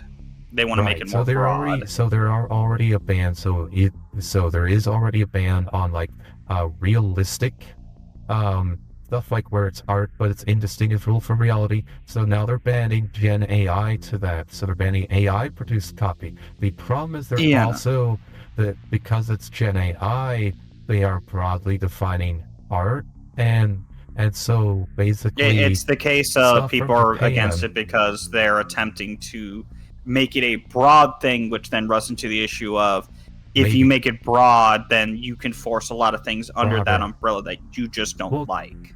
Right. I should clarify here. You're kind of misconstruing it. The contention, the people proposing the bill have said that they are trying to keep it narrowly defined. So the people proposing it have said that they are not trying to make it broad. The objection is that they may have screwed up and made it too broad. That the wording might allow a general ban on like everyday anime, kind of like what happened in Australia. Australia. So they accidentally made it a little too broad. Maybe. This is big. Let me finish the explanation. So in Australia, the comparison is, in Australia, they originally said, hey, this is just going to be a targeted ban on a specific kind of content. And then unfortunately, because of how the law was worded, it ended up being a general anime ban, that anything involving underage characters ended up being banned, which banned a ton of stuff that wasn't, like, no one questions that this is, like, illicit. Like, it's not illicit, but it was banned anyway. The Texas bill may have the same problem, where, yeah, they're saying it's narrow, but they may have messed it up. Yeah. So it may lead to, so things like No Game, No Life, or anything like that, could end up banned, same as it is in Australia. Which is always so why don't they just go back and reword it? Why don't they just do that? Well, that's why people are trying. It hasn't been signed into law yet, so people are hoping that that's what happens. But there is still debate over whether it's worded properly or not. That's all. Like I've seen some people have been going back and forth on it. There is a big debate on it. I don't know enough about the exact wording. Apparently, some people have only focused on part of the bill, but not the whole thing. So there are apparently some extra caveats. So I don't know. I have to look into it. But yeah, Texas now is only for Texas. So if you're in Texas, you have to worry. Which is, yeah, that's me and that's Diesel. But outside of Texas, whatever. Now it could also entirely get struck down by Supreme Court, because Supreme Court's been pretty clear on, trying to expand these kinds of bans. Also, they're trying to label it as obscenity, which does require a bit of difficulty. But yeah, I remember hearing the obscenity part, which I was immediately against it because I ruled it as the second you label something like that, make it a bit more broad. Because I immediately looked at it as you're going to use this to politically silence your rivals, because you're going to find a way to say what they said. It's obscene. I guess the case of it can be used for both sides, obviously, but it's going to be like you're just going to start banning shit you don't like. Because I also believe that motherfucker is religious as well. Who's trying to get this passed? I don't know the details on who will push it forward. It's got bipartisan support, which is the scary part. It's never a good thing when both parties start to work together, especially on censorship, because generally speaking, that's bad. It's because both sides are looking to abuse it for their benefit. Obscenity exceptions have always been terrible. We've seen how they were used against indie comic producers in the 60s and 70s. It squashed perfectly valid art and silenced them. And now, you have these quote exceptions. Oh, that's new. That was not in the. That bit was not in the original. There we go. A little extra TNA. Nice. Even though they're making, we're just going to deem the stuff that's obscene. Well, this is still going to get used probably against the legit anime and manga. Like, that's, unless you're extremely careful, and I don't trust them to be careful. Yeah, it could get a point. It's the issue of both the left and right are both, the parties involved are known for their some extremism. And the extremism is going to get to the point where, I don't like this, get rid of it, it's obscene. Yeah, exactly. And that's where the issue fucking lies. They're gonna abuse it. These fuckers can sit here and claim we're not going to. You got an agenda. That's the reason you both want it, is so you can start banning shit the other does or shit you just don't like. Because that's what you both want to do. You don't want to understand. You want to destroy what you don't understand or don't like. Right. So Goth, is there a reason to be concerned? Yes. Should you be really scared of being arrested? I don't think so. Not at the moment. I would say I'll let it play out first. I think if they go too far, it's gonna get knocked down pretty easily, but we'll see. I mean, it could also be a whole lot of nothing. It is possible. I don't think it's a whole lot of nothing, but it could be. I don't know. No, I it's like I get the good they want to do, but it's it gets fucking murky and messy really quickly. But if they're generally trying to do it because of the illegal Club Penguin AI stuff, then I'm for it. But if it's going to cause if it's just going to be like, we'll take this down, but there's going to be a lot of bad that's going to come afterwards from it, then I'd rather them not. Yeah, exactly. Generally speaking, whenever they try to censor something, it ends badly. So that has been the model so far. So, but we'll see how it goes. Unless they fucking define it and tightly get it to the point where it's like it only applies to this, which they won't.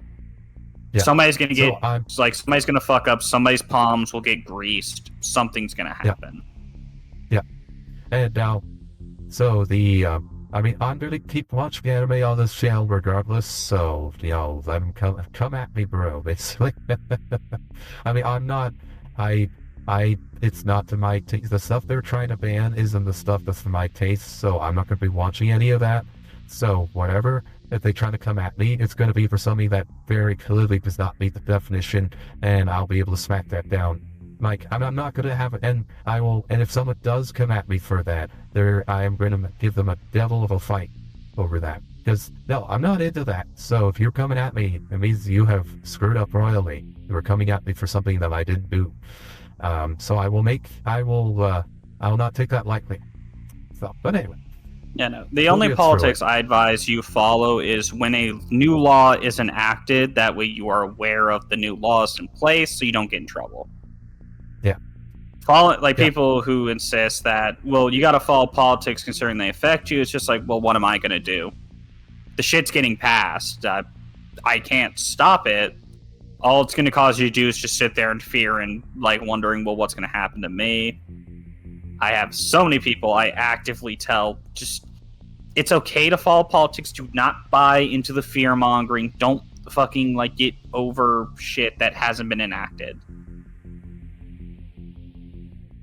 It's a hell of a time. Yeah. Also, if I worked on that set, they'd have a hell of a time having me not play with the snake. The snake is pretty cool. It's a robot snake too, so totally harmless. Being afraid of being arrested is not an uncalled for fear at any given time. But yeah, gotta be healthy about it though. Yeah. Wait, I wouldn't be in fear until the law is enacted. For these people, yeah. Well, they'll see.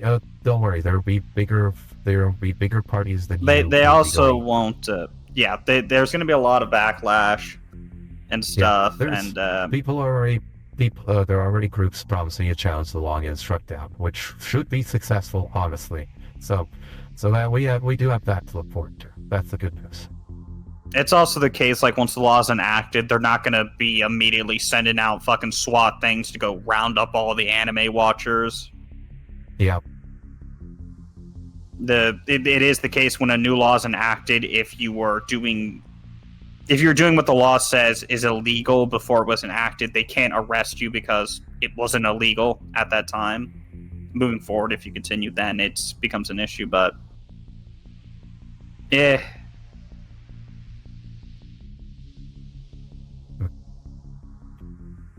Let's see. Yay, a little bit of fan service there. See.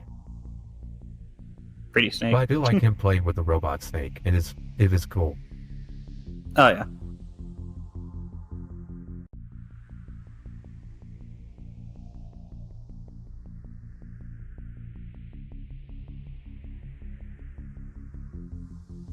Yep. Karate chopped him.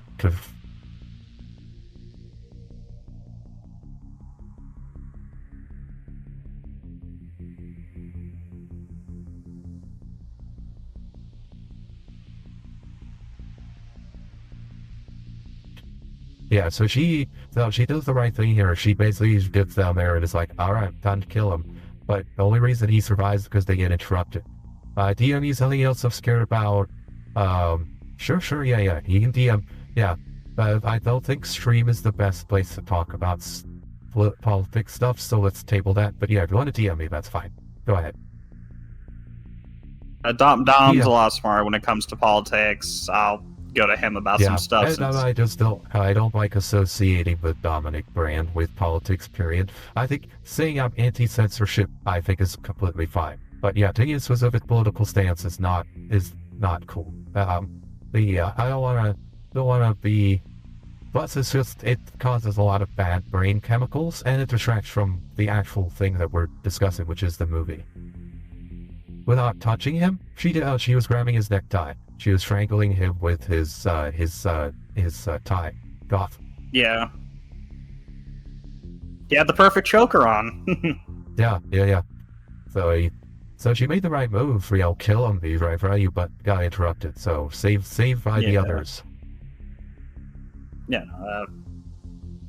I wouldn't say anti-censorship is a bad one to have. Of course, the only censorship I'm for is of course CP and things like that. Actually harms people. Yeah. I do oppose anything that actually harms kids. Yes. But yeah, we should not talk about that too much because that will get me permanently banned from Twitch. So that's why I'm like, because we know how that too much because that will get me perma-banned. We're just talking about Club Penguin. I don't know what Twitch has an issue about it. Yeah. Let's not. Yeah, there's another reason why I also don't like discussing this topic in particular, because, this is one of the things that will get your channel permanently heated. And I've worked very hard on this. That is fair. Plus, I don't think any of the viewers want to listen to that. But anti-censorship, we're big anti-censorship. But anyway, so the big question here is, I'll raise this again, this is the one I didn't get in the directions I was going to raise it before, but anyway, is how did she know if he was a cop? That's one of the key questions here that gets raised.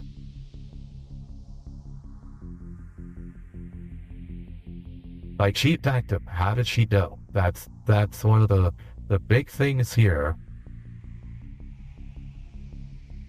Like, try holding it gangster style for no recoil.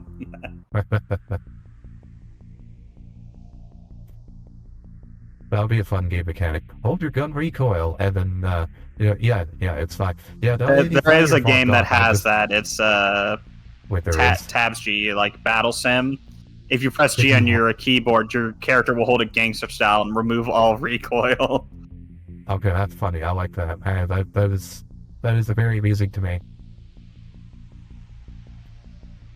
Yeah, I'm not blaming you guys. I'm just saying, like, politics not good for it. Is not designed. This channel is not designed for politics, especially not during Byte Club Cinema, when we're discussing the movie. Yeah, we're not the Joe Rogan experience. That was good. Yeah, that was fine. Yeah, try to keep it on topic. All right, now go teabagger.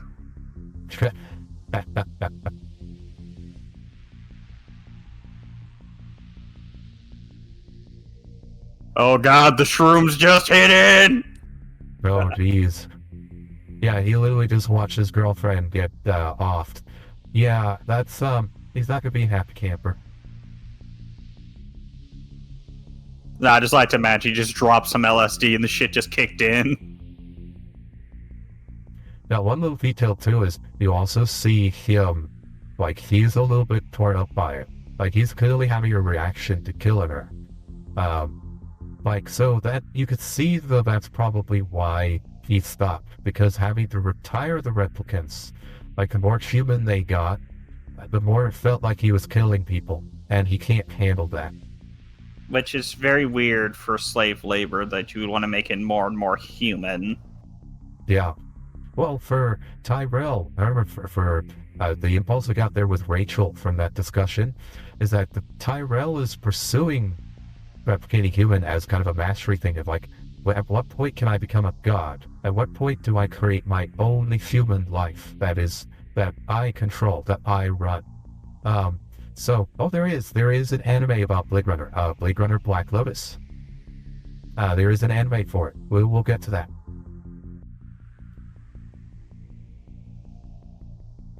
But yeah, there is an anime for Blade Runner. It's set after this movie, and before 2049. We will cover that one at some point. So, are those his natural eyes? I think so. Are those contacts? Oh no, the actor? No, those are contacts for the actor. Okay, I was about to say, those are his natural eyes. Damn, he has a very fucking unique set.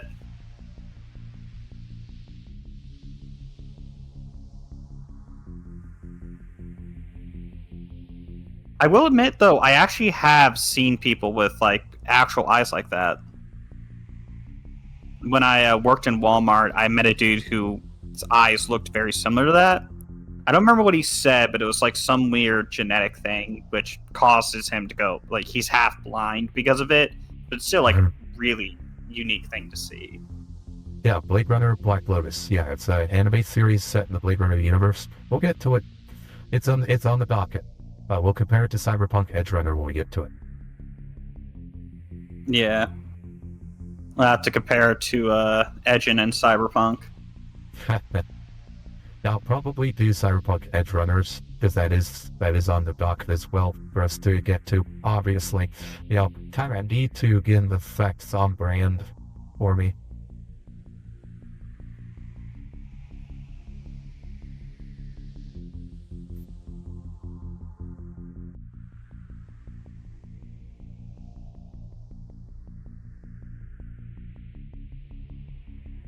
And the response is to punch him.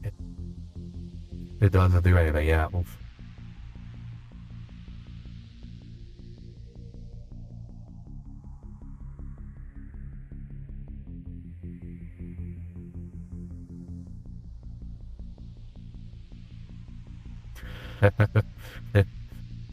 I like the Leon. Leon's not the brightest bulb, but he does know how to set up like a cool intimidation line. Like, how long do I have to live? And it's like 4 years more than you.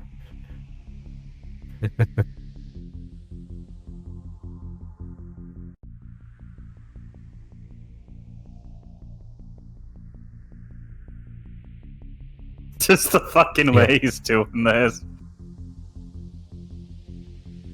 Yeah. Yeah, Leon was not gonna let Rio get off easy. Yeah, he was like gonna put his fingers through the guy's skull. Like, he was gonna make it hurt. We're doing this the old-fashioned lobotomy. Just go right through the eyes. Yeah, this is a very young Edward James Olmos, correct. Yeah, this is 1982, so yeah.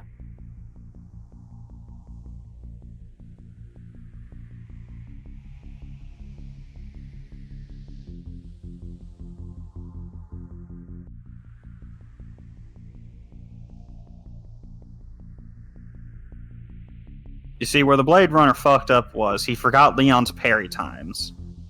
And let him get him in a grab animation. Why did you do a dodge roll, Deckard? Oh wait, no. I get it. It's one of those grab cutscenes where the boss grabs you and then it's a cutscene where they beat the fuck out of you. Oh, Edward James Olmos is a famous actor. Yeah, Battlestar Galactica. Yeah, his big movie was Stand and Deliver. That's the one I know him from. But Edward James Olmos is the actor who plays Gaff. Yeah. And hey, Missy, sorry. You and Goff both have the same purple color on one of the screens, so I got you two mixed up.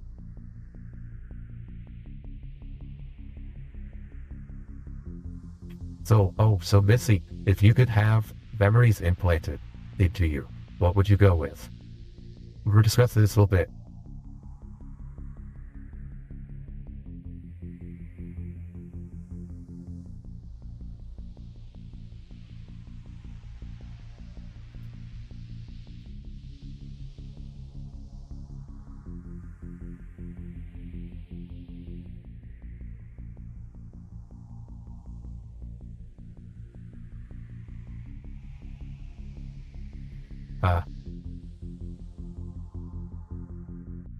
Can you repeat that stream buffer just as you were about to ask a question? Oh, okay. Dang it, of course it's buffered. So we were discussing memory implants earlier, Missy. So if you could get memories implanted, what would you have? Like if you could just order up some memories to like replace bad ones, what would you go with?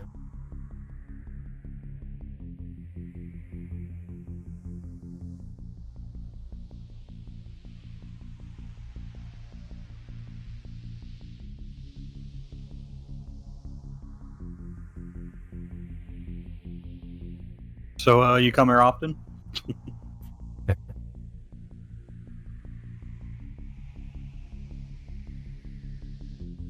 Yeah, the way they do the light bouncing off of her eyes, like even in this scene and so on, I love, like that's very deliberate framing.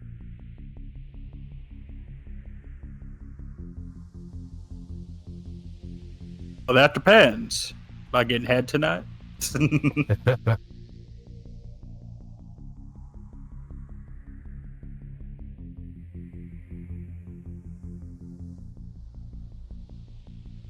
Yeah.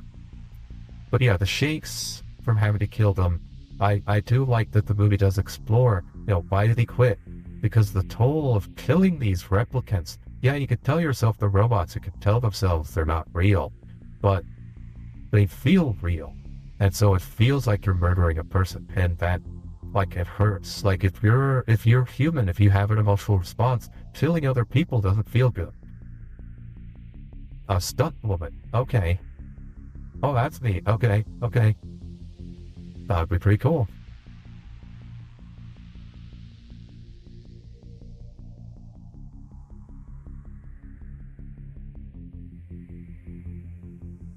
Now, you see, the best thing to do is to have your memories being planted as a furry. That way you'll get a really good paying job, since some fucking reason they tend to go for those. That is funny, yes. Yes, if you get the memories of a furry, you'll be a very powerful sysadmin for a megacore. You'll have the ability to down the internet single-handedly.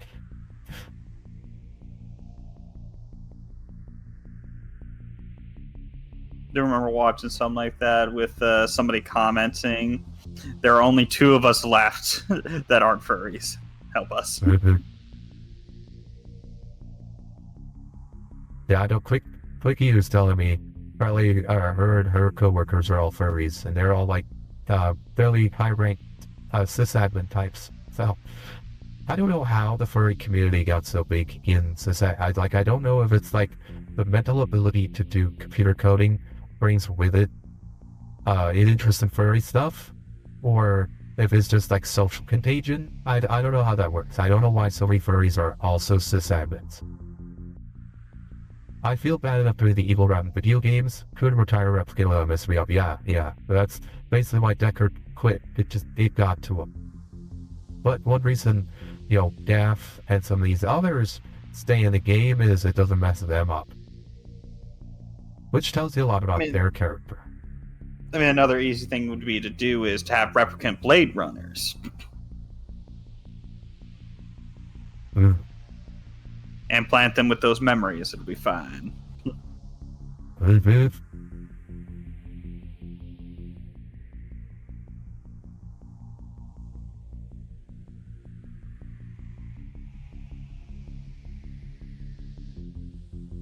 Yeah, he is indeed. Yeah, Sean Young was such a perfect choice for this role too.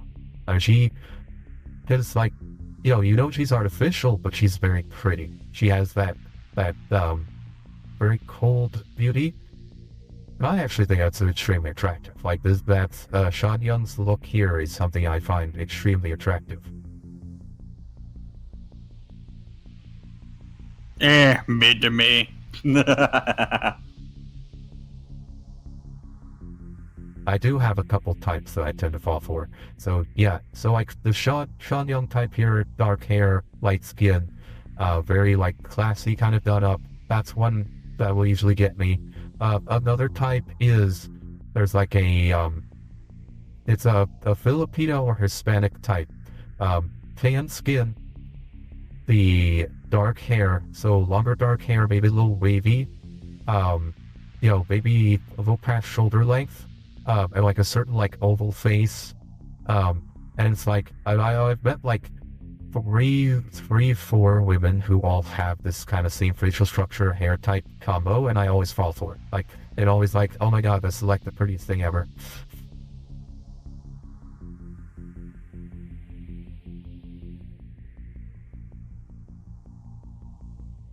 Now the other is the question is, we actually, like, did Tyrell have a niece? I mean, it could be, if he has a real niece and he's just creating copies of her. Don't know. Tyrell, did you ever have a niece? I had replicants. My whole family's nothing but replicants. Yeah. No, I agree on the casting. Don't you know your mom and dad? I descended from the stars to build replicants. That's all I know. I also like this part here where he gets a little aggressive. It's like she's pulling away, and he's like, nope. You're not gonna run.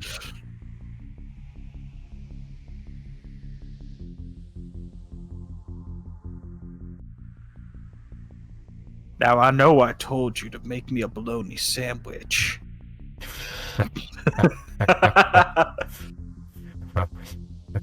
Bizarre. I consider streaming. I couldn't resist it. The fucking scene was too perfect for some shit like that. I think that's the category I'm streaming under right now, actually missing. But if I can get my hands on it, I wonder if GOG has it. Great Old Games might have the old. I should look for it. Yeah. I did see there's like it was like a 1997 one.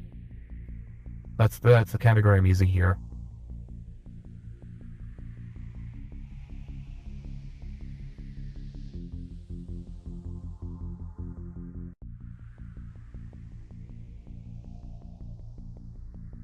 Yeah, that's right, you replicant bitch. Say it again. Yes. Good. See, this is what you say. This is when you say good girl, and then give rewards. So, yes. Very nice. Damn, I'm too unhinged to do something like that. Mm-hmm. Put your hands on me. All right. Yeah, I have, I got SimCity 2000 off of them. Man, I haven't played SimCity 2000 in like 30 years. I definitely plan to, I will stream that at some point. Yeah, her makeup choices are so, like, strange, the way she picks it. I forgot her name. Pris, that's it. Yeah, Pris's makeup choices are so odd. Like, contrast her makeup with the other one. You know, the other one was more of like a dancer type. You know, she's gone more of like a marionette, like a PRO fat clown in some ways. Little guy sitting there like, oh god, this freaky bitch.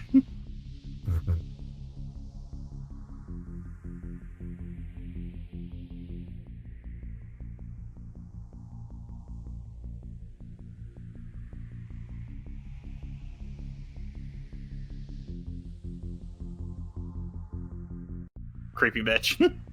Yeah.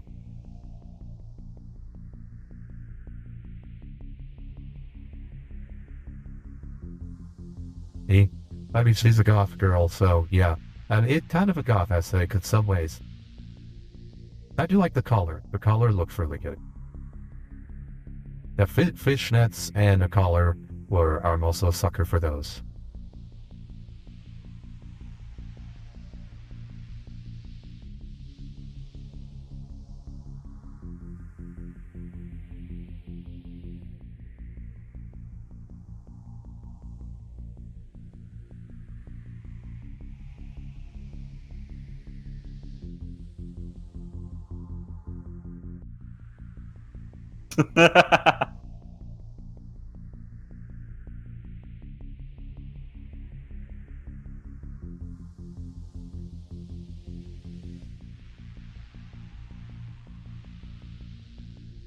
That is way too sexual. Yeah. I forgot. Whoa. I'm gonna get Oh, deep I'm being inside rated. that one. Holy crap. Oh shit. The Iris. Wow. Okay, let me give a shout out here. Wow. All right. Thank you. Oh my god. So, holy cow.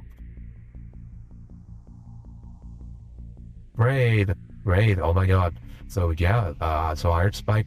So here, if you don't mind, I'm gonna pause the movie here real quick. So I can do it with the raid. Yeah, go ahead. Ye.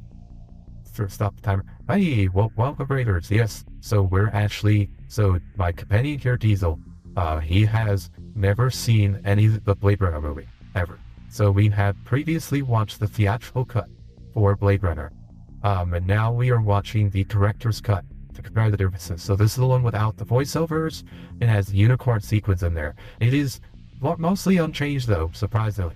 It moves a little bit different. There's a couple extra scenes here or there that we've caught, but both the lack of voiceovers, it really relies more on the visuals, and so on. So let's see, what were you doing? You were doing Cuphead.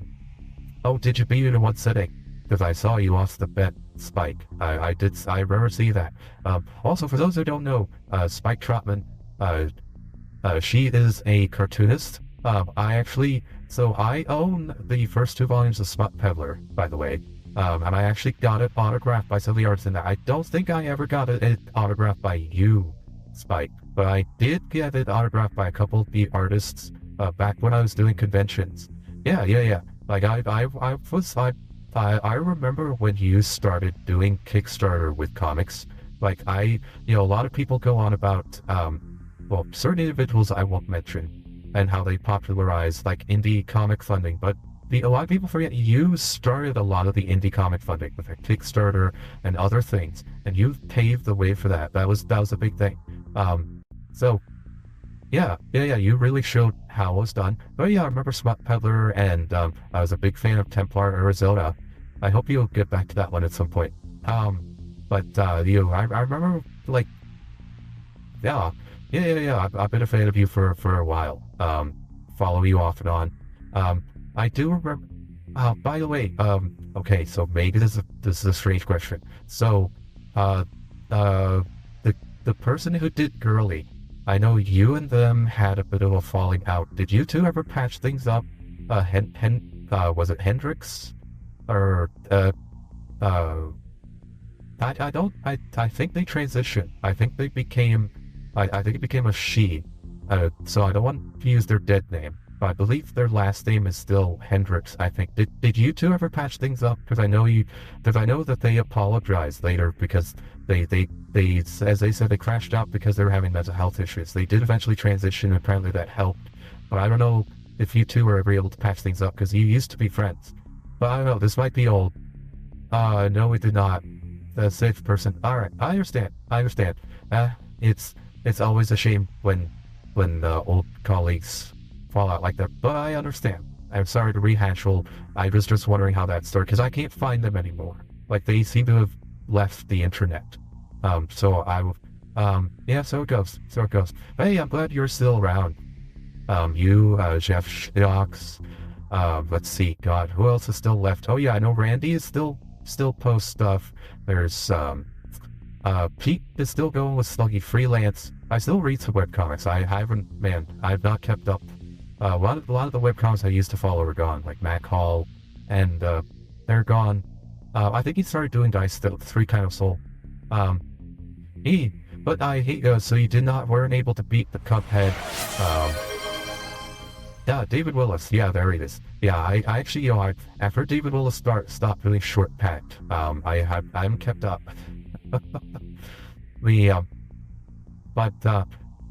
So I'm gonna give you a gift sub. Well, thank you to whoever did that. That's awesome.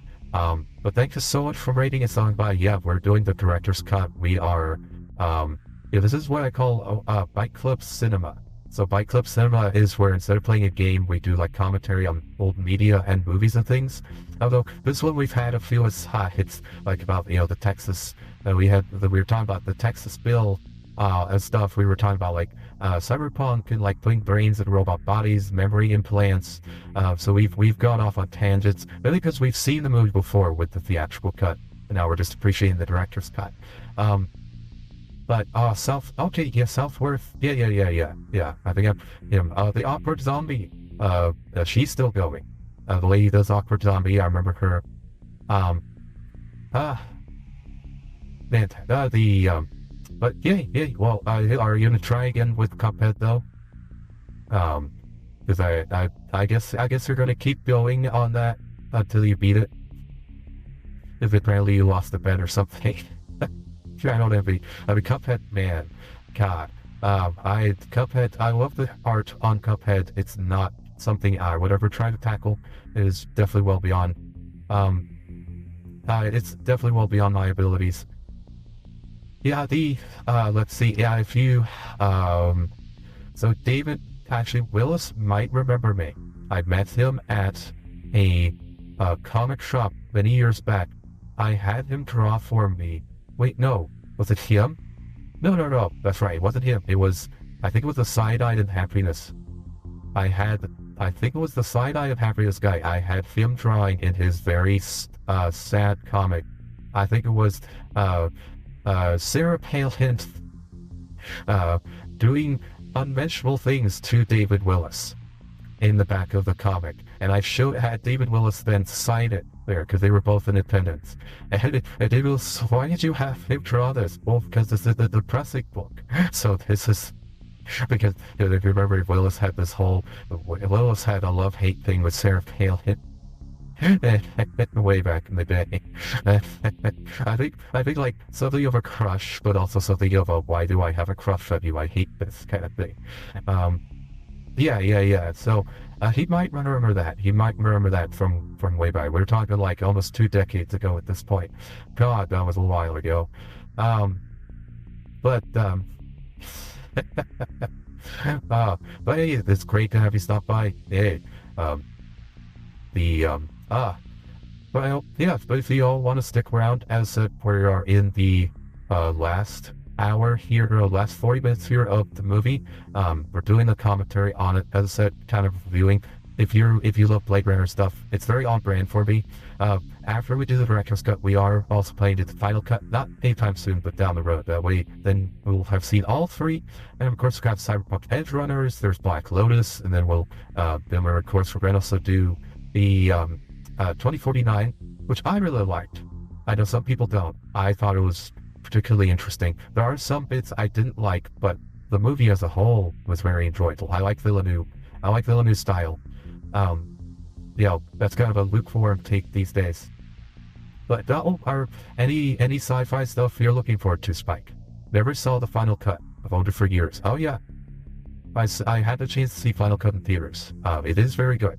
I did enjoy it. There's some very minor differences between that and director's cut.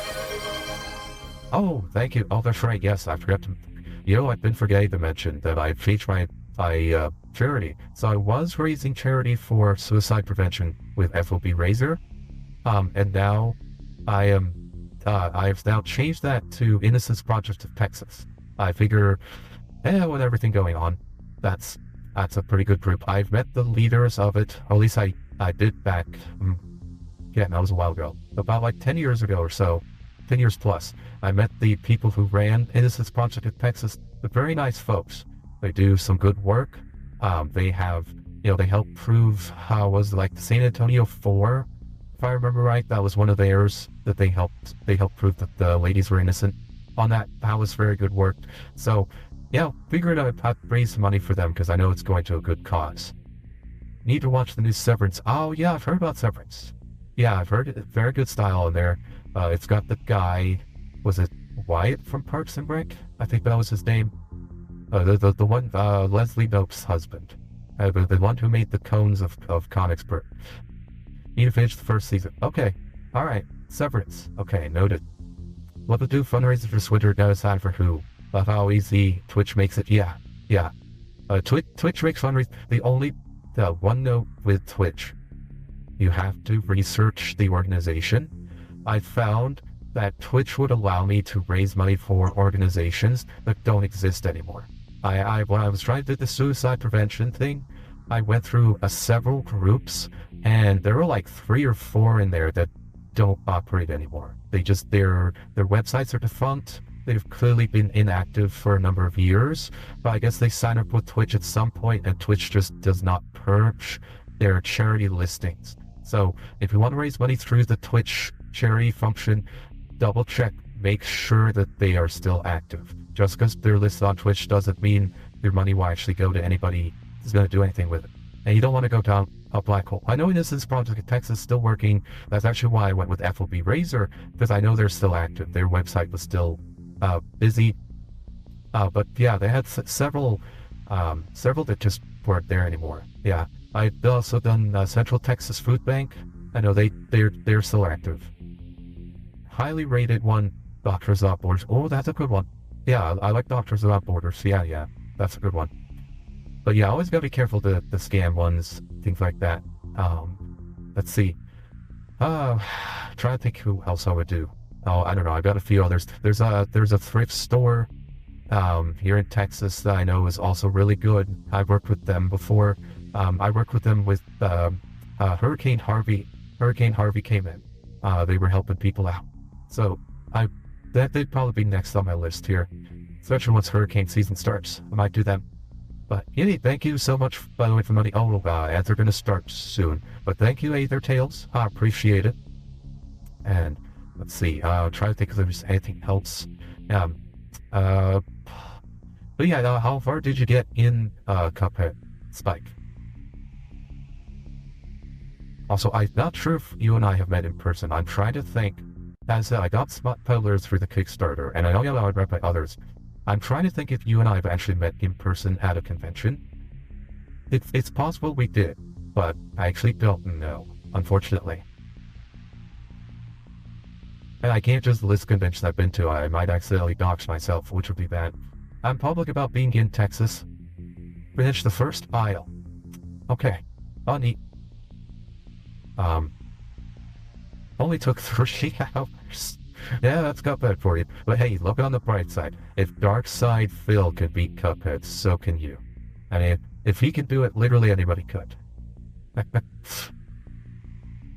Man. I think like weapon choice. Have you played Cuphead, Diesel? I have not. Oh, okay. Oh, really? Actually, I would think Cuphead would be something you would get super into. I've seen it and stuff. It's just something I didn't really care to want to play. I know it's a good game. It's just, yeah. Okay. Yeah, I like the art style on there. The art is really cool. I would love to see more games. Maybe not with that level of difficulty that it's renowned for, but like that kind of style of art in a game. I think that'd be really neat. I know Bendy the Ink Machine was also classic shooting cartoon. for that. Yeah. Texas has an arrow down anyway. Exactly. The benefit of being in Texas is we're big. I could be anywhere.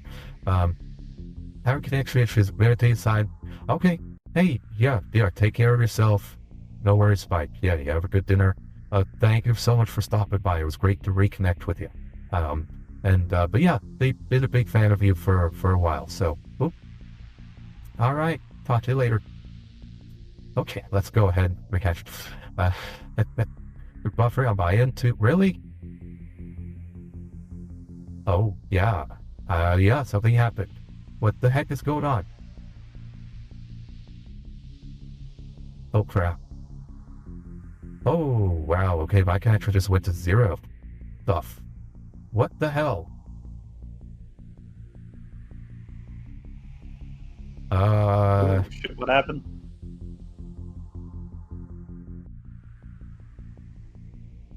Let's see. I'm waiting for it to come back up. Okay, it's restoring. Okay, it's coming back. It's coming back. Okay. Okay, looks like there was... Alright, it's back. It's back. It's back. Okay. Alright. So... Alright. So, yay. Alright. Bye, Spike. Have a good day. Good luck on Cuphead on the next stream. Yeah, so it looks like I did have a temporary connection dip there. It went from the normal connection all the way down to 0 and then back up. So yes, there was a bit of connection lag in there. If you refresh though, everyone should be fine. Hopefully. Okay, that was really weird. Don't know what caused that. I guess we've been having some bad weather around here lately. A lot of storms, so that probably maybe something went happened. But it's back. We're back. All right, let's go ahead and resume the movie. Yay! Hey, that was a lot of fun. That was a lot of fun. I haven't been able to talk about old-timey webcomics in a while, but yeah, that was an old love of mine.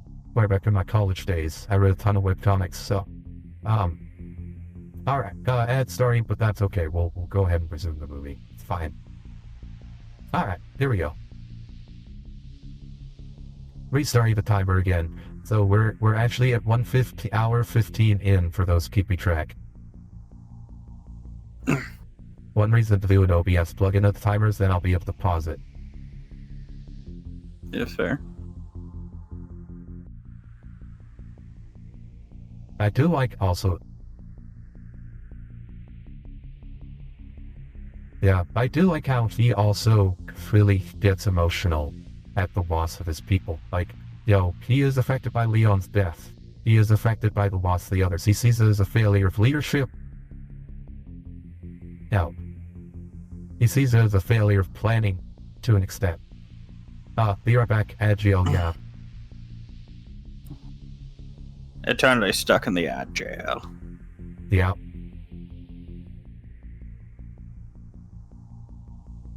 I'm sending you to ad jail. No. Yeah, hell, the only streaming service you get has ads every minute or so.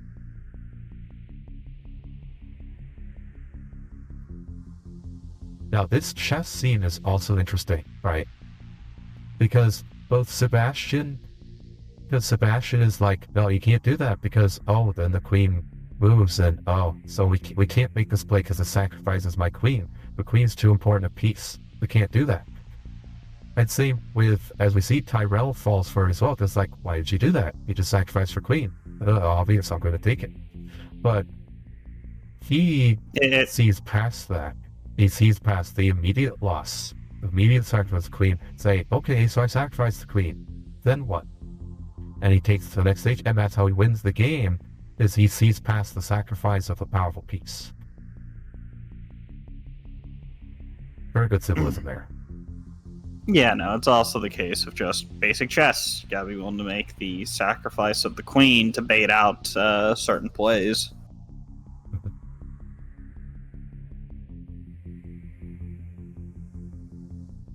Okay, sounds good, Aether Tales. Thank you very much. Appreciate you stopping by. Thank you for the donation too. Yeah, this project in Texas is a really good cause.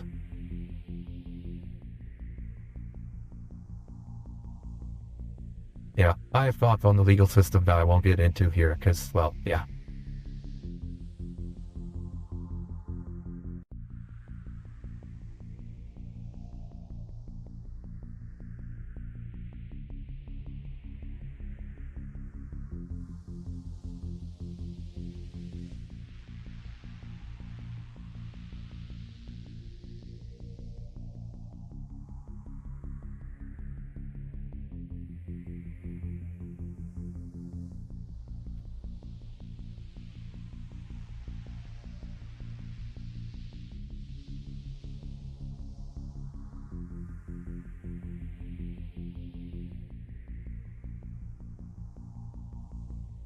It is interesting how chess is commonly used as a mark of intelligence.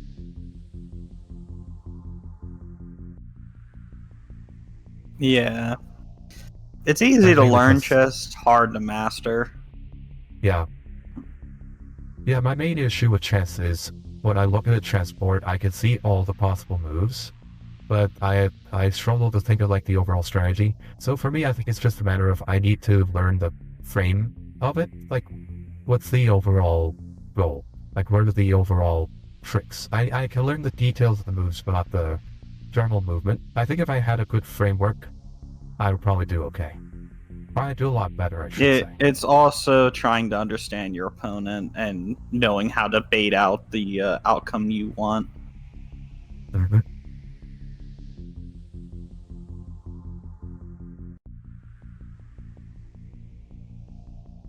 Chess is a game of, if you understand the basics, it boils down to more of kind of like psychology. seeing how your opponent plays, trying to bait out what you want them to do so you can get the advantage, knowing when to sacrifice, knowing when to make a dumb play. It's a lot. Yeah. Now, one criticism I do have of Pris and Roy here is using Pris to seduce Sebastian was a great move, though Roy choosing Pris right away was not a smart move, because that immediately puts Sebastian as like a third wheel. So, but that's so my only criticism of their behavior. But you could say also maybe it was a psych move as well, to like play to his inadequacy or feeling of inadequacy. Yeah. It's a thing of trying to appear like his friends, like a family, since he's a very lonely man.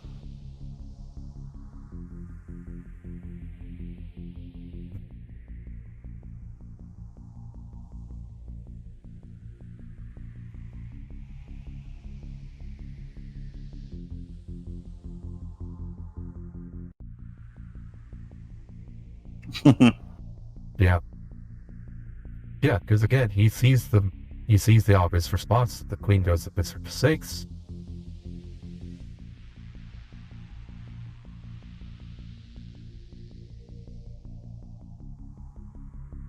They have to split the game into 3 phases: opening, mid, and end. Each phase is the strategy. Good place to start if you want to get deeper into the game. Okay, yeah. Because my friend Milano, he's really into chess. He's pretty good at it too. So that's kind of reignited my interest. It's like, well, wouldn't mind. And this is where the mind comes in. Yeah. Sacrifice the queen to bait out a play to get checkmate. Yep.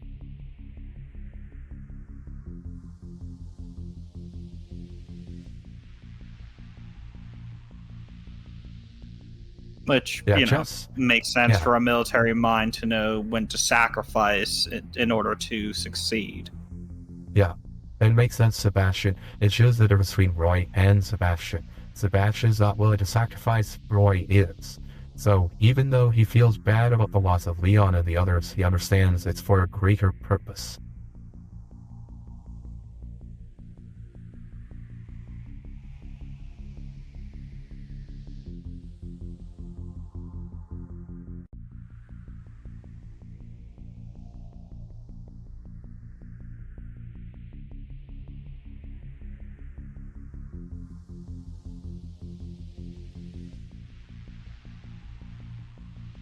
Tis the thing, though. The maker can only repair that which is broken.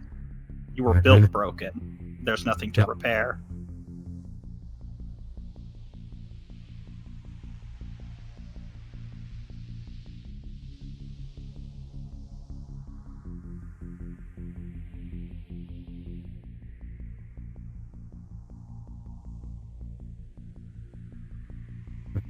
I want to live longer.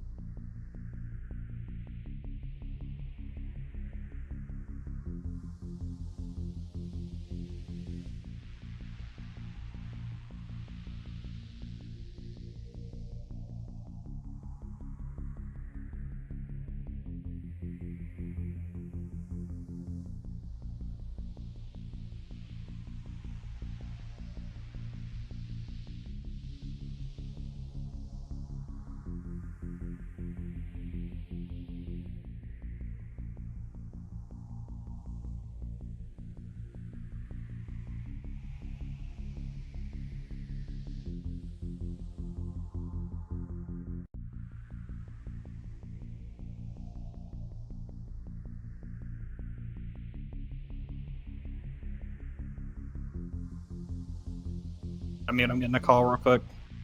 Oh, okay. Let's see, opening is when all your major pieces are strike, mid-game is when most of your major pieces are out, end is when you're down to only a couple major pieces, you need to start mating. And you would know quite a lot about mating these days. What you missing? Sorry, I couldn't resist, but you set yourself up for that trip.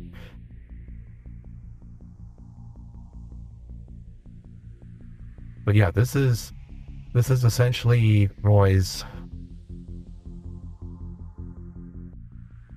their back report. This is because yeah, Roy's one of the few who is on par with Tyrell in terms of intelligence. That's the other thing that establishes.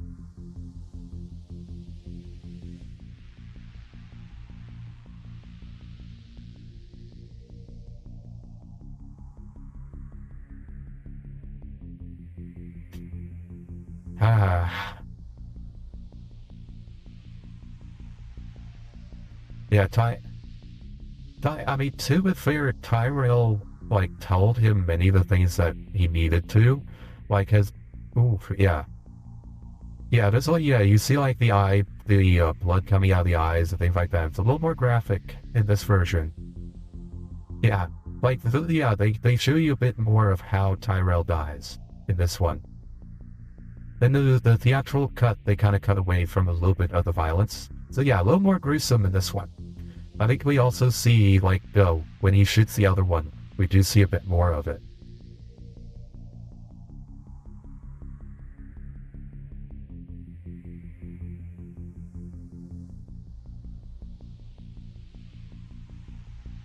Yeah, and we also definitely see, yeah, Sebastian did not get out of there alive. Yeah, Roy definitely killed him before leaving. Yeah, it's hard to feel sorry. But at the same time, Tyrell did say basically what needed to be said in that situation to try to get alive. He didn't. He told us, like, hey, I approve of you. Like, I gave you life. Like, I forgive you. Like, yeah, you did some stuff. I forgive you. I'm proud of you. He basically told Roy, I'm proud of you, son. Which is kind of what you should say in that situation. He didn't say, oh my god, you're such an embarrassment. He didn't prompt Roy to kill him. But at the same time, too, I think Tyrell was also aware that he was going to die. Because I think he knew, like, there's nothing I can do, like, if this guy's probably going to kill me. But I at least choose my final words carefully, which he did. But yeah, Tyrell's definitely a mad scientist type. Now, and of course, the important thing he does say in there is, once they're made, they can't be changed. So they're designed, they're built in, but if it's not built in, that's the trick.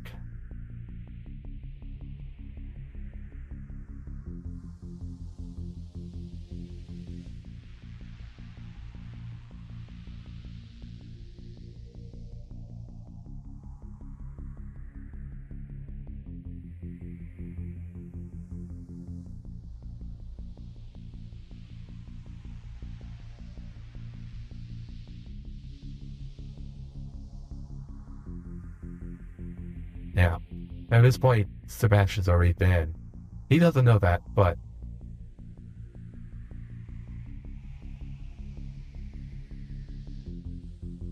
Oh, I just noticed the little glowing red eyes they've got. They have the little masks and stuff. That's cool. They're a little bit like Jawas. Really? Oh, yeah, it did. Okay, yeah, my stream... Right, I don't know what's going on with it. It's coming back. Yeah, it did. It dropped back down to nothing, and then... Wow, we're... Oh, what is with this? Like, what's going on? Hold on, let me check. Do I have some kind of download running or something? Like, what's going on here? Okay, no, nothing going there. I don't have anything running, but okay, I'm back to normal now. Oh, this is very annoying though. I don't have any videos or anything playing. I don't have any streams or anything playing, so I should be, I don't know. I don't know what's going on, sorry. Yeah, I'm guessing it's just my ISP. It's probably because of the bad weather. I've got some bad weather around here with all the storms, so my guess is just the ISP has been a little damaged. So that's probably it. I do like Tyrell as a character, I should say. Okay, yeah, I'm back. I was listening in. Sorry about that. Old coworker called asking if we have any positions opened. Oh, okay, yeah, no worries. Hey, real life intervenes. It's okay. I noticed one difference between the director's cut and the original. Tyrell's death scene is more graphic. You actually see like his eyes. Yeah, I did getting notice gouged out. that. Okay. And I think the violent, like when he shot the lady, the snake lady, when he shot her, I think there were more gunshots on that one. Like you see more of the blood. So there's a bit more violence in this one than there was in the theatrical. So a bit of a harder R, basically. Yeah, I will admit the voiceovers not being in here the voiceovers didn't really add much. No, that's what was so shocking to me to like hear them for the first time when we watched the theatrical cut. I was like, wow, these were like super unnecessary because the atmosphere. I say like world building for I meant atmosphere. Without the voiceovers, the atmosphere builds so much better over the course of the movie. It's dark, it's haunting, the music and the tension like really fill in here. The lighting, the use of light shadow. It's film noir with sci-fi. That's the essence of cyberpunk. I love it.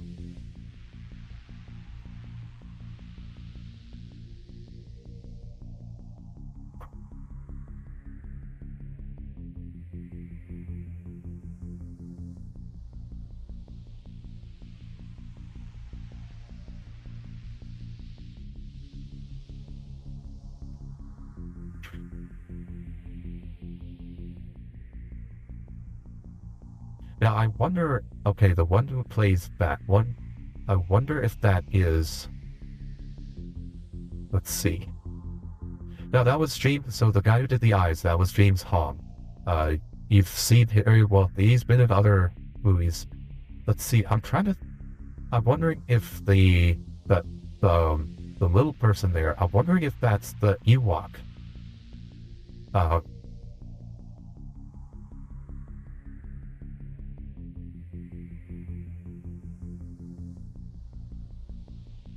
He knows what the replicants generally look like. I'm still surprised he got caught off by her.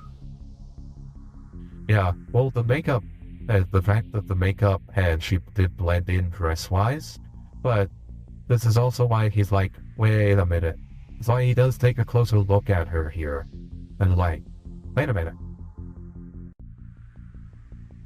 But he's not sure. Yeah, but it's yeah, I mean, just take a fucking shot at her. Don't risk it. Mm-hmm.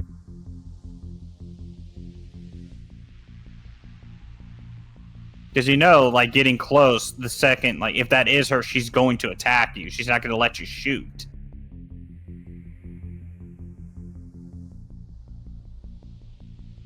Yeah, no. So for somebody who's supposed to be like good at this job, he's pretty fucking dumb about that.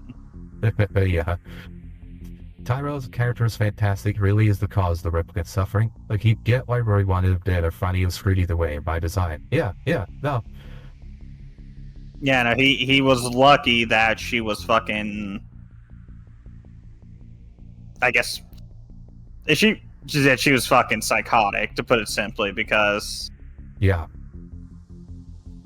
Well, the way I see it is... Like, at this point in the story, both Roy and her know that they're dead. There's nothing they can do.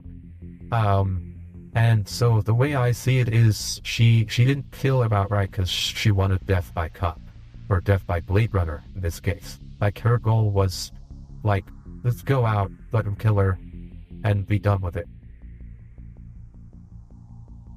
Fair enough. I'm just pointing out he is a bit dumb, considering, like, yeah, she kind of looks like one, but she's too fucking humanoid not to at least take a shot at.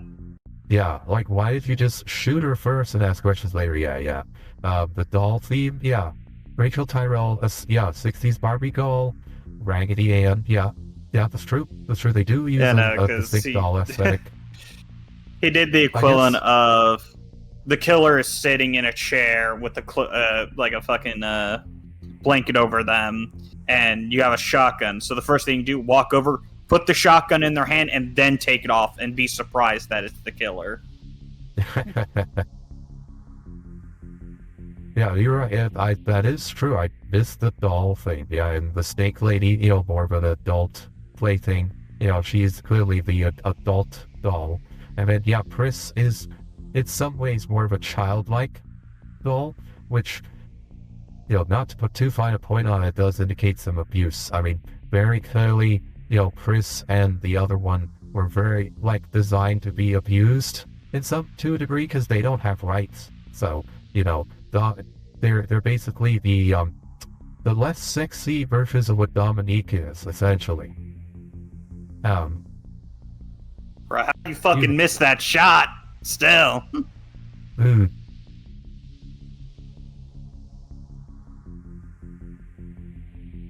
Clearly he ain't. Now, here's another setup here. I'll bring it up now. How does Roy know his name? And in addition to that, Roy is also saying, "You're the good man." How does he know this about Deckard?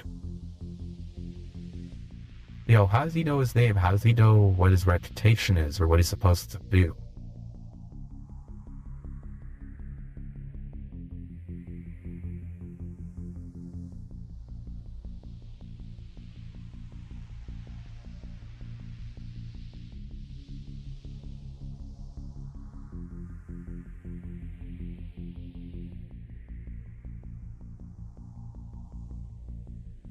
Yeah, he doesn't blame him for Leon, notice. Yeah, it does. It definitely does fucking... It definitely seems he actually has not experienced any combat. I still do love the little detail of, the necrosis of the ear, the degradation of it. Showing that his time is getting shorter as his body is just starting to fall apart. Yeah, really good. Yeah, we just want to live to fuck it, fuck you. Yeah, that is, yeah. Pris clearly wasn't fighting full strength or full capacity or really even trying to kill him. She was just I just want to play and get distracted. Yeah.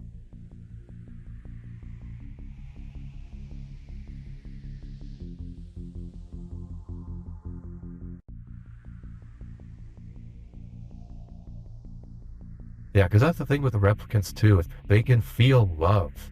They have, for Tyrell, the replicants are essentially his attempt to play God. It's I want to make them. Why are you making these things that are slaves closer to human? Because I can. Tyrell's answer to that is literally because I can. Because it makes me feel like I am a god to make these things as close to human as possible. Does it make logical sense? No, it is for Tyrell's ego that he's pursuing that. And then we get very clear in the movie too, based on his interactions. Like when he asks, Deckard, how many questions does it normally take? I took over 100. I'm getting better. That's me. It's me. Look at me. I did that. Yeah.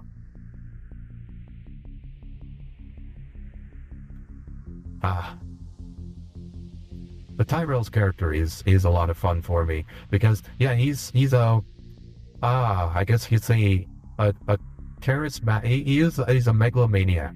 He's a megalomaniac done properly. He's very, very smart. He can back it up, but he definitely has megalomania.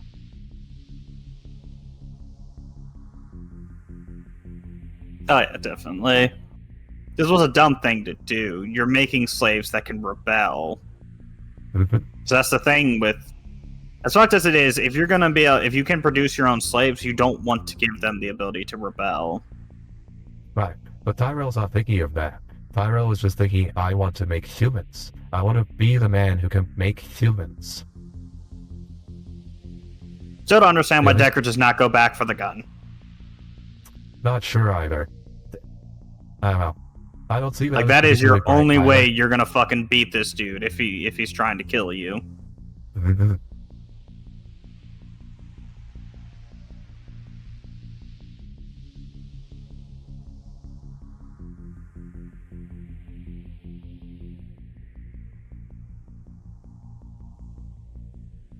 Charming, narcissistic bastard, yeah. I mean, he's not above using his own niece for his experiments, as we saw with Rachel. If that is his niece. Yeah. if he has a niece, or maybe it's fake. I think the general agreement is that his niece is real and that the replicant is based on her. That's how he has the photo of like the woman and the young Rachel together. That's a real photo of the actual Rachel. It's just then they use that as for the memory implants. So the memory implants that she has are based on the actual Rachel, but they're not real. They're that seems a bit more graphic since we actually got to see the nail. Because I don't think in the other one we see the nail go through with the skin being, stretched and pushed as the nails getting shoved through. Yep. Yeah, one trick though. So there was an international version of Blade Runner that had more violence in it. I guess they were, for some reason, even though the movies are rated, because it's some topless nudity and has violence, for some reason they did censor the violence in the theatrical one, but not in the international. But they restore that here. So yeah, this has more of the violence the way Ridley Scott had it. Oh, hello, Malum. Well, welcome aboard. Glad to see you here. We're enjoying some Blade Runner. Oh, awesome. Yeah, this is the director's cut specifically. We've seen the theatrical first. Diesel hasn't seen it at all. Yeah, this is the one. This is the version I've seen the most. So out of the versions of Blade Runner, this is the one that I've seen most often. Yeah, no, I will say the writing has been good up to this scene because of just how stupid Decker is playing this. Yeah, Decker just kind of running away. Yeah, it is a little strange why he chose to do it this way.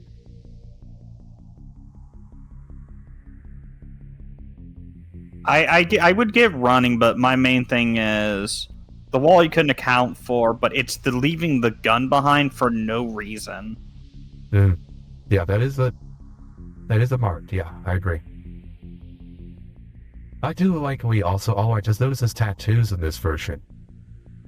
Yeah, because they do also improve the quality of the footage a little bit. So now I can see a little few details like his tattoos here. I didn't see that in the original one. This is director's cut from the 90s. Yeah, this is the 1992 director's cut. This is the one I grew up with, the one I first saw. I actually never saw the theatrical one until a couple months ago when we watched it. That's also the case if he was smart. He would have understood that, he's toying with you because, let's be real, at any point he could have just fucking gutted you. Yeah. Shoved it, both coming from Willem has to die, yes. Yeah, Deckard is very, very afraid at this point. Like, Roy successfully has scared him and definitely pushed him into flight versus fight. Because he understands, like, Roy is much stronger than Leon was. Like, Leon is dumb, but extremely tough. Roy is very intelligent and very tough. Like, he's stronger than Leon and smarter than Leon and just, like, the most dangerous. Because this is the guy that we bred to win wars for us. I think he's a bit weaker than Leon. As we saw Leon punching through metal, Roy here is only punched through drywall, which anybody can do. That's true. Okay, he might have less physical strength, but he's definitely he's definitely like a physical threat. He's definitely outbeaten Decker in raw fisticuffs, but a little weaker than Leon. Yes, I would not want Roy to be coming happy. Yeah. I think they've built him similar to a commando. Nice, good physical threat, but they got to have good intelligence. As you can't have all brain and brawn. Right. Yes, Doyle was able to take orders and give orders effectively based on broad objectives. So he has to be able to think, plan, and be flexible. Unlike Leon. Leon is just a simple I see thing, I lift thing. They make it clear in that intro that he's low IQ. He needs concretes. He doesn't do hypotheticals. It's the old question, how would you feel if you did not have breakfast in the morning? Leon would say, but I did have breakfast. Leon would fail that test. Roy would say, well, I would feel hungry if I didn't have breakfast, because he can understand hypotheticals. It's very much that difference. Yeah. It's the case. It's obvious to see that they are just for very physically demanding work, where it's just, hey, go do this. Right. Yeah, simple concrete commands. That's Leon's thing. Roy is a different beast entirely, and that's why he's the leader of the group.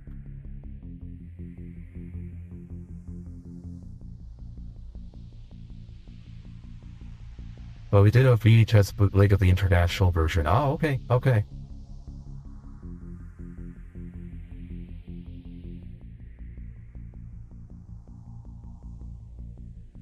Mm-hmm.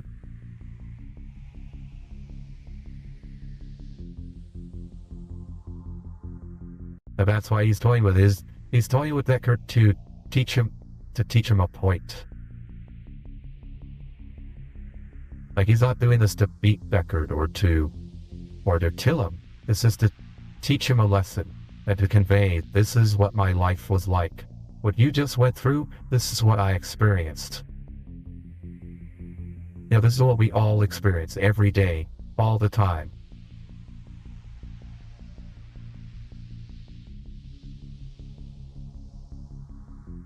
That's true, yeah. Roy is definitely in a weakened physical state. Oh yeah, Roy in his prime. He'd be probably busting through the walls, no problems at all. Yeah. Roy could go FBI open up on, steal the worst problems if he wanted to. His prime.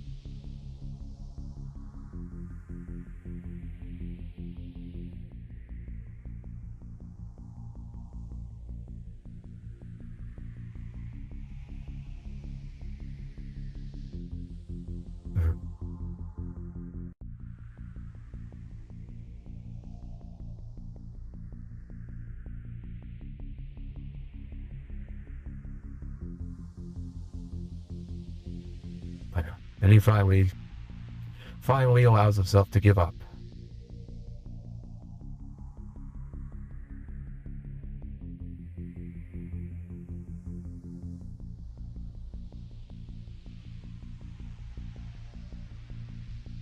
But yeah, he's also, of all the Roys, though, he did accomplish the most, because ultimately he is the replicant who killed God. Because Tyrell is their God, Tyrell is their maker. He is the one above them all, and this Roy is the one that got to him. Using all of his skill, all of his intelligence, all of his wisdom, he took down the one who made them. Yep. Though, as he said, it'll all be lost to time. Mm-hmm.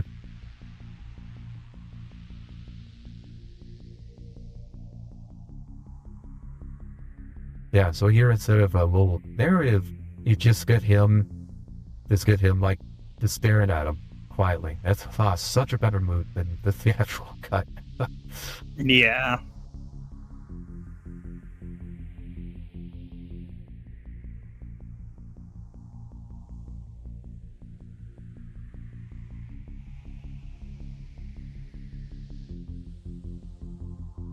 It's a pimp named Slipback. Don't you forget it. I do like his outfit, yeah. Oh, yeah.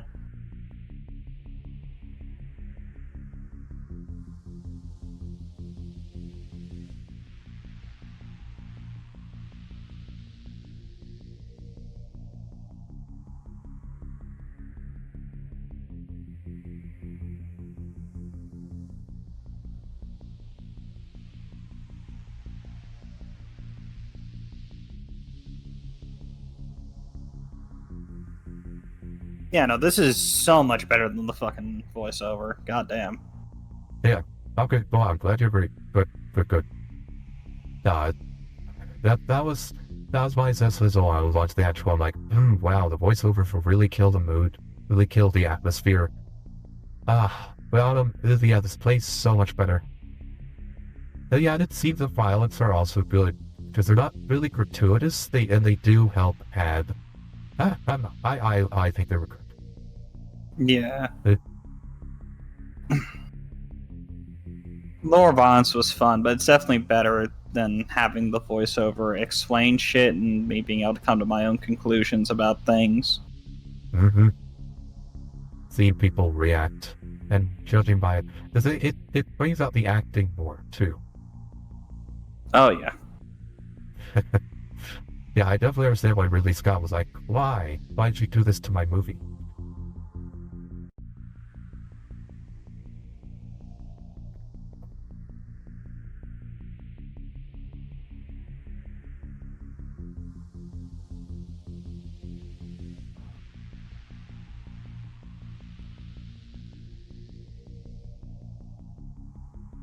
I always wonder with a gun. I'm assuming the firearm he uses is some kind of like supercharged pistol, to specifically to hurt replicants. Because I'm going to assume like a normal gun doesn't hurt replicants as much as it would a human, because replicants are so much tougher than us. Well, it's also the case the firearms are probably more advanced. Because as we saw, he was talking about like C-beams and stuff like that. That's true.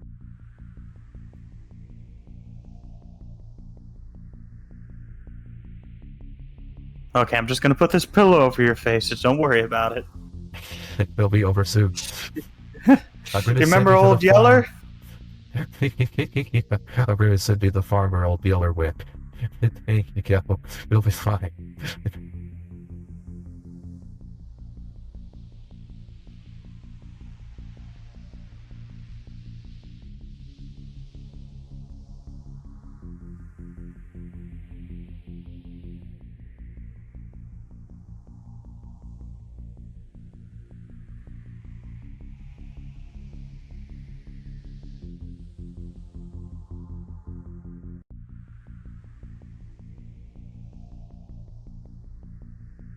Now, what is that? The animal. Which animal is that? A horny horse. Yes. What was Decker dreaming? Of horny horses. Mm-hmm.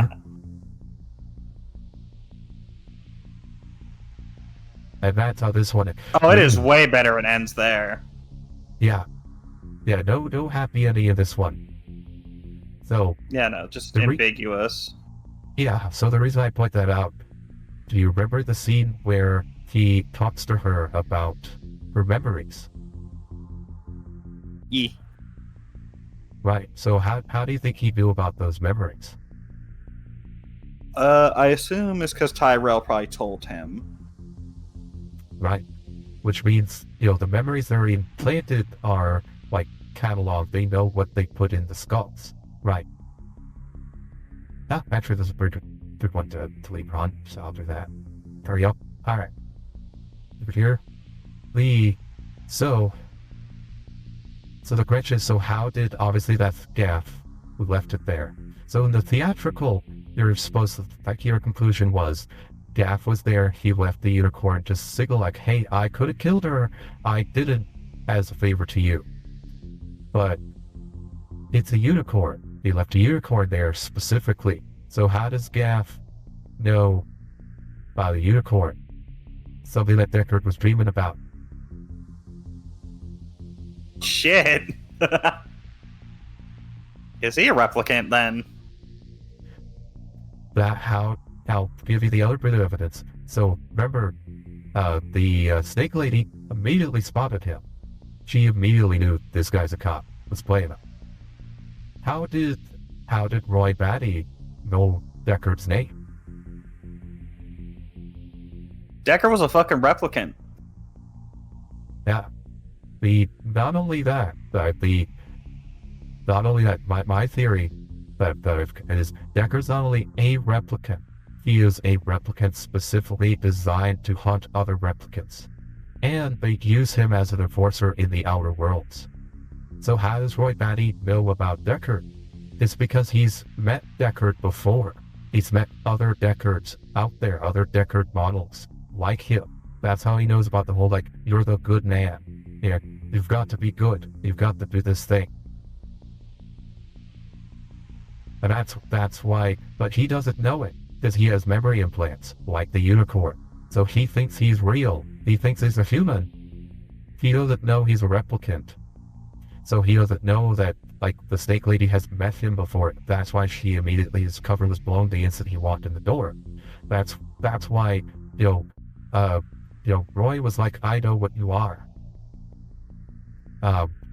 So, because they faced Deckard before, and that's also why Roy doesn't kill him. Because Roy's like, like, when he says the whole thing, that's what it's like to live as a slave, what he's telling Deckard is, this is what you are. You are a slave. I'm showing you what you're going through. I'm leaving this in your hands now. You're a slave on a longer leash.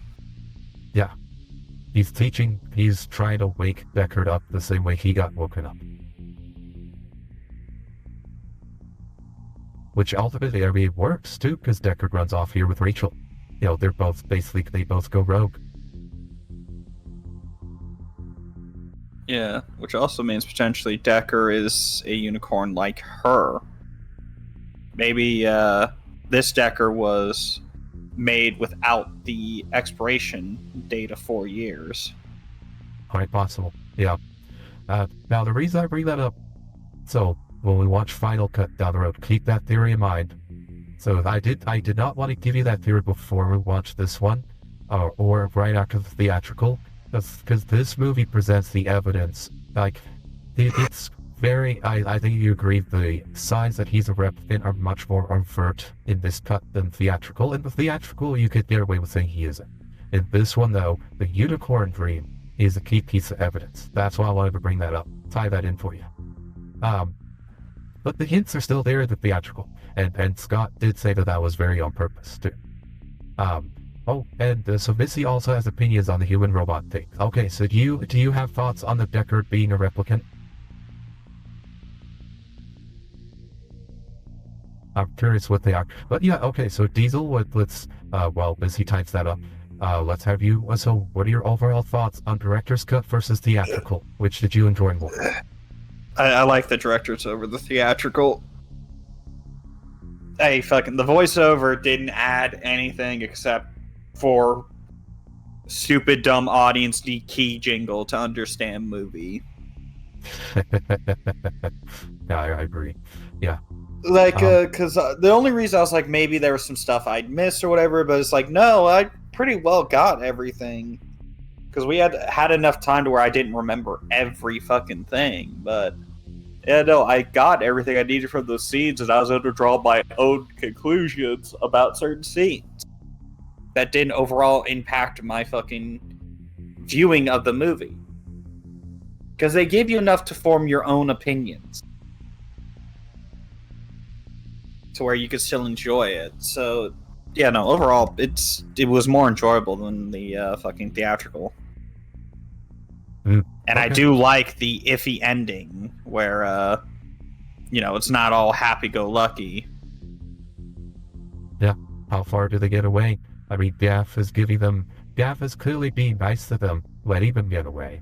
But at the same time, also very clearly signaling that, yeah, I'm the one who's gonna come get you. I'm coming for you.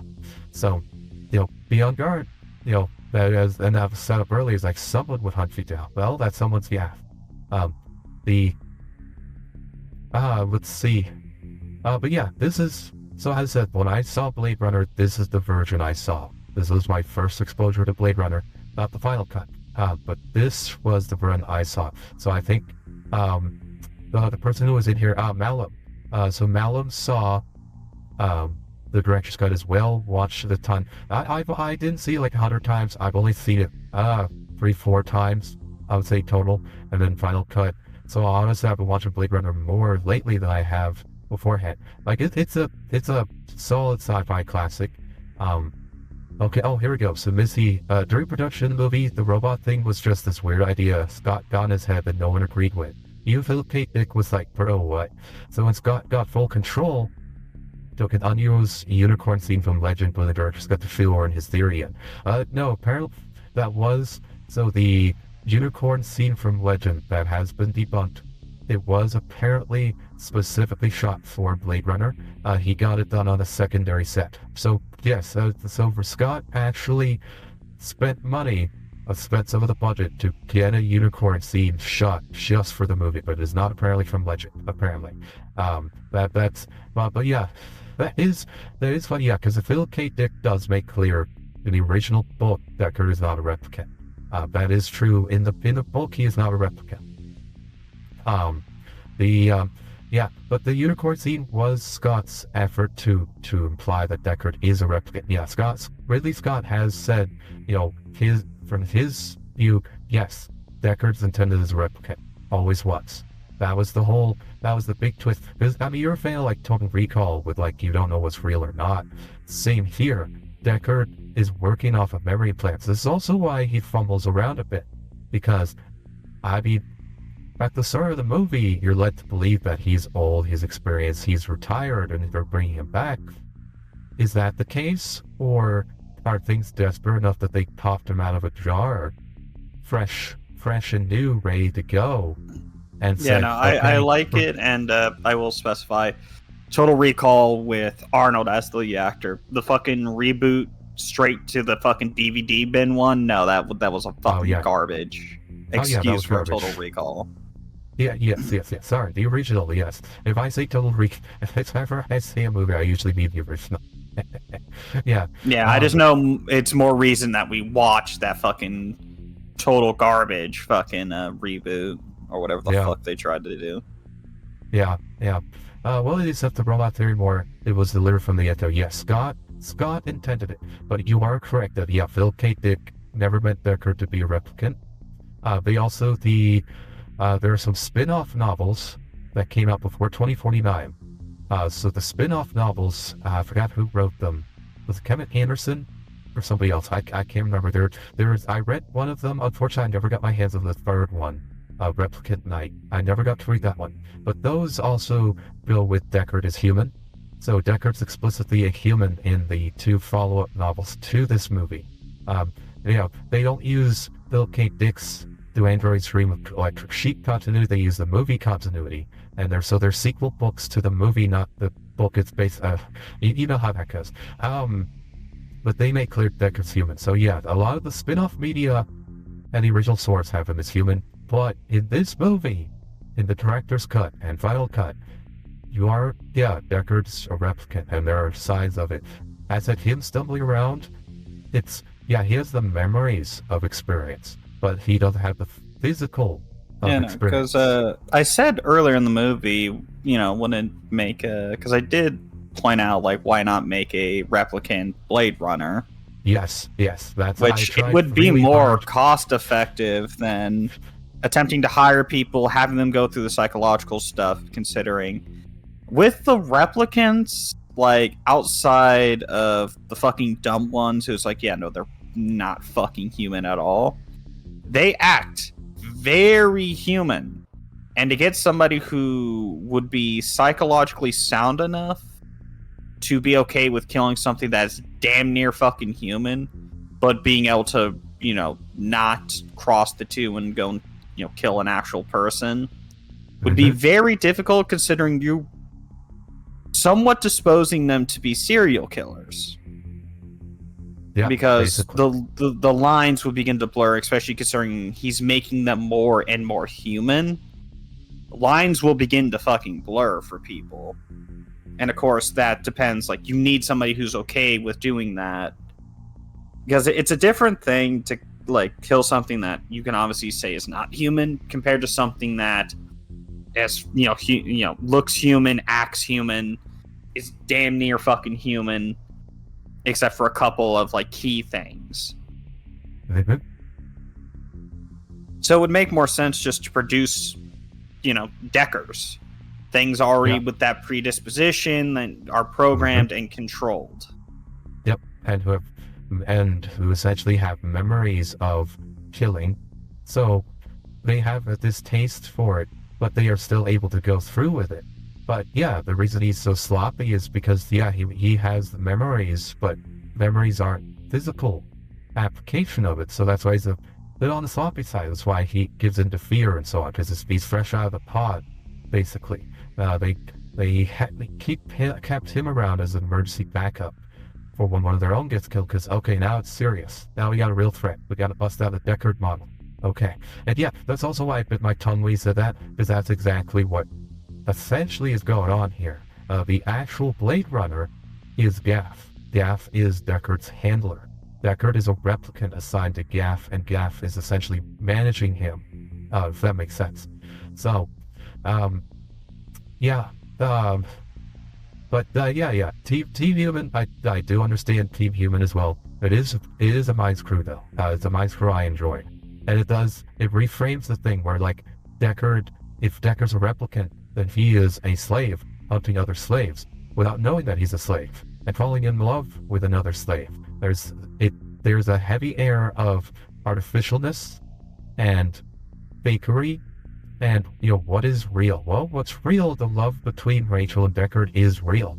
That's not a memory implant. That is something both of them created for themselves that is not artificially implanted. So that's real. The love that, Chris and Roy have is real. Because that was between them, that was genuine. And so the things that they made after their creation are real, but what they had before that, and who they are going in, those were artificial, those were shaped by the system. Deckard is controlled by the system meant to keep straight elements in line. And and even if he is human, then the other thing too is, even if he is human, then Deckard has essentially become indistinguishable from the replicants that are slaves. He may be human, but what's the difference between a human and a replicant when a slave is a slave? He's still a slave to the system.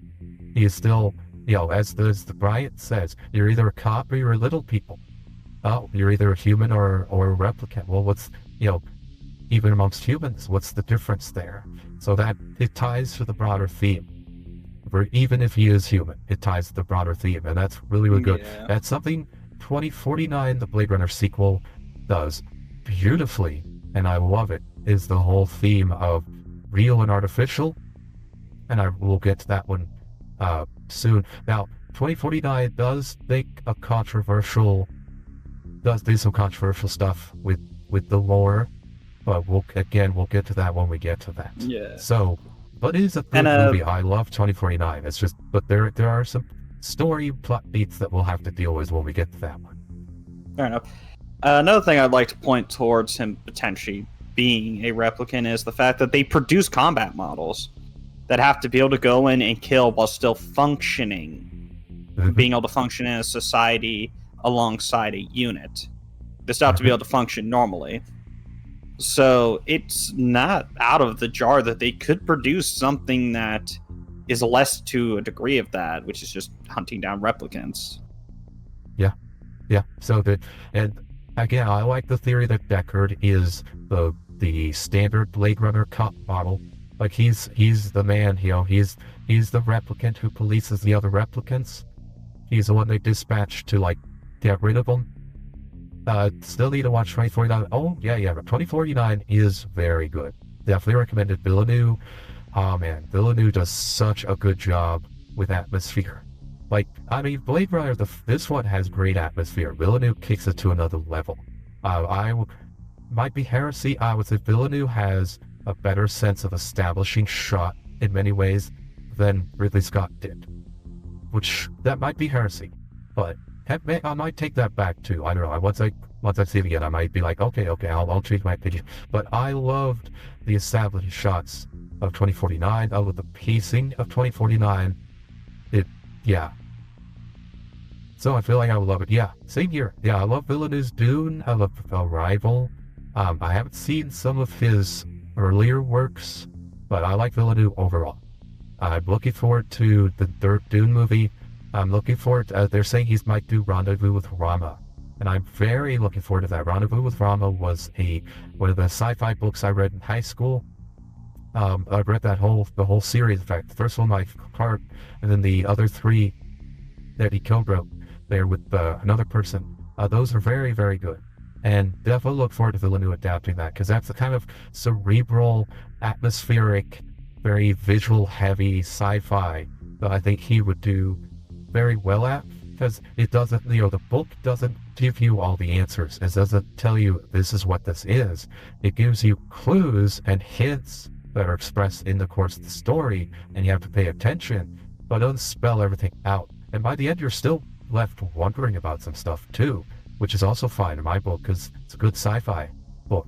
Clark wrote it as a very good first encounter story with an alien spacecraft, and it's very, very good. So I think that would fit Villeneuve's storytelling style wonderfully. I'd love to see Villeneuve redo 2001: A Space Odyssey. Now that's real heresy right there, but I actually have issues with Kubrick's 2001 in terms of pacing, and in terms of how some of the choices he made in terms of unfolding the narrative, because I think he went a little too surreal with it. Again, that's kind of heresy. Some people think of 2001 as like the ultimate sci-fi movie.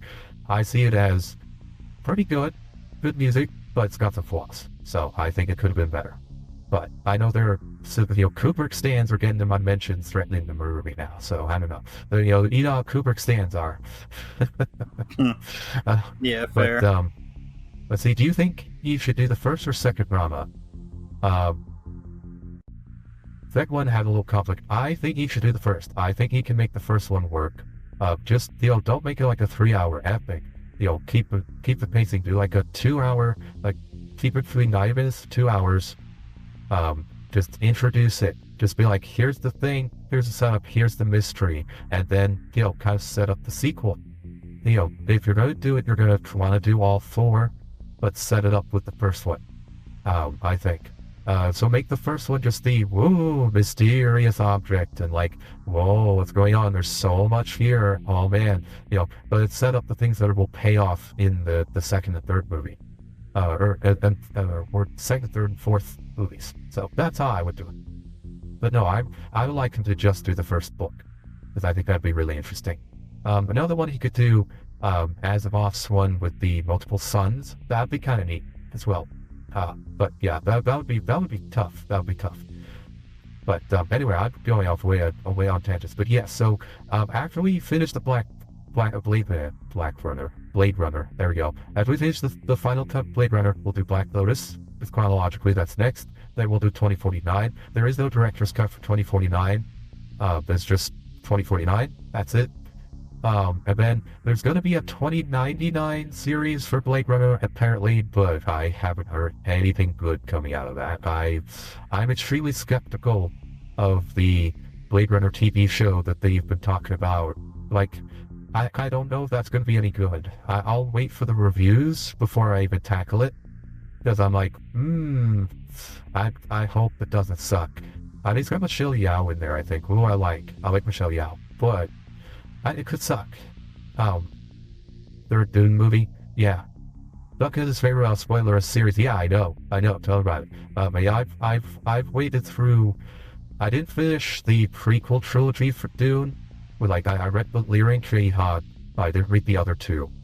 But I did read the final 2, quote unquote, that the son and Anderson wrote. I mean, I don't like their choice for an ending, but it's an ending at least, so that was interesting. But I do like Duncan Idaho. Duncan Idaho is a good character, and hey, he's played by Jason Momoa. I like Jason Momoa. He's really cool. I'm so glad Jason Momoa is going to be Lobo here for, yeah, we don't talk about pride. You are so lucky to not have had to endure Brian Herbert's take on Dune, Diesel. Oh boy, it's bad. Imagine going from high-minded, really cool sci-fi, like Frank Herbert, very high-end, very fascinating, a little bit smutty towards the end, Frank Herbert kind of turned into a perverted old man towards the end, as he started including more sex scenes in there that, I mean, they worked, but they didn't have to be, he didn't have to be as smutty as he was, put it that way. It was very clear he was putting his personal tastes there, poorly disguised author fetish is clearly sliding into that a little bit, but that's fine. I mean, Heinlein did the same thing. But it's still very, very good, very strong. And then imagine going from that to we have J.R.R. Martin at home, attempting to do, like, bad. Like, he basically did, like, Dune, but knock off Game of Thrones. And it's just like, oh, this sucks. Just that super, super, super terrible, like, drop in quality. Because Brian has no sense of political intrigue, no sense of character development, no sense of setting up arcs, no sense of payoff. Like, everything that Frank was good at, Brian isn't. And like he's trying to write a series that's known for. It's like, just do your own thing, Brian. Just do your own thing. Stop cashing in on write your own book that suits your style, as opposed to shoehorning your style into a series that it doesn't work for. I'm sorry. I mean, probably the only reason it was as palatable as it was because of Kevin Anderson. Because Anderson is a competent writer. I like Anderson's work on the Star Wars books. I like the Star Wars books, so he's good. And Kevin Anderson himself is a good person. I like him. He's a good guy. But yeah, Brian Herbert sucks. So bad. They are desecrating the corpse of his own father. Oh, it's rough. But yeah. Thankfully, you don't need to know that pain, Diesel, because you don't have to bother with it. But yeah, thanks for rehashing the old wounds, Missy. Sorry, wow, I've got a major tangent here. Let's see, anything else? Brian's babysitter for that series? Yeah, basically, yeah. Let's see, yeah, so next will be Blade Runner Final Cut. We won't do that for a little bit. Got a lot of movies I want to cover first, and TV shows. Like, we'll do Cyberpunk Edge Runners before we do the next Blade Runner, I figure. And then, that way we can compare Cyberpunk to Black Lotus when we get to that. I think that's fair. Definitely want to knock out Minecraft movie. I want to knock out Running Man. This is the remake for that, comes out in September. That's going to be awful, but we'll do the original here. Borderlands and Monster Hunter on the docket. That way I can, kill Diesel's soul a little bit more. Let's see. Might try. I don't know. I might try something for Pride Month. I don't know. I'm thinking like maybe we'll do some Pride Month movies. I'm thinking like Taxi Driver and Falling Down. Things that celebrate things that take pride in. Like the angry dude movies. The Angry Dude series. That's right. Taxi Man, King of Comedy, and Falling Down. There we go. We watch those three, and then that culminates in Joker. Because Joker is inspired by those three movies. And then we take a jump off a cliff and watch Joker 2. Because, oh god, I have heard how bad that movie is, and I have not seen it yet. Oh man, have you seen Joker, Diesel?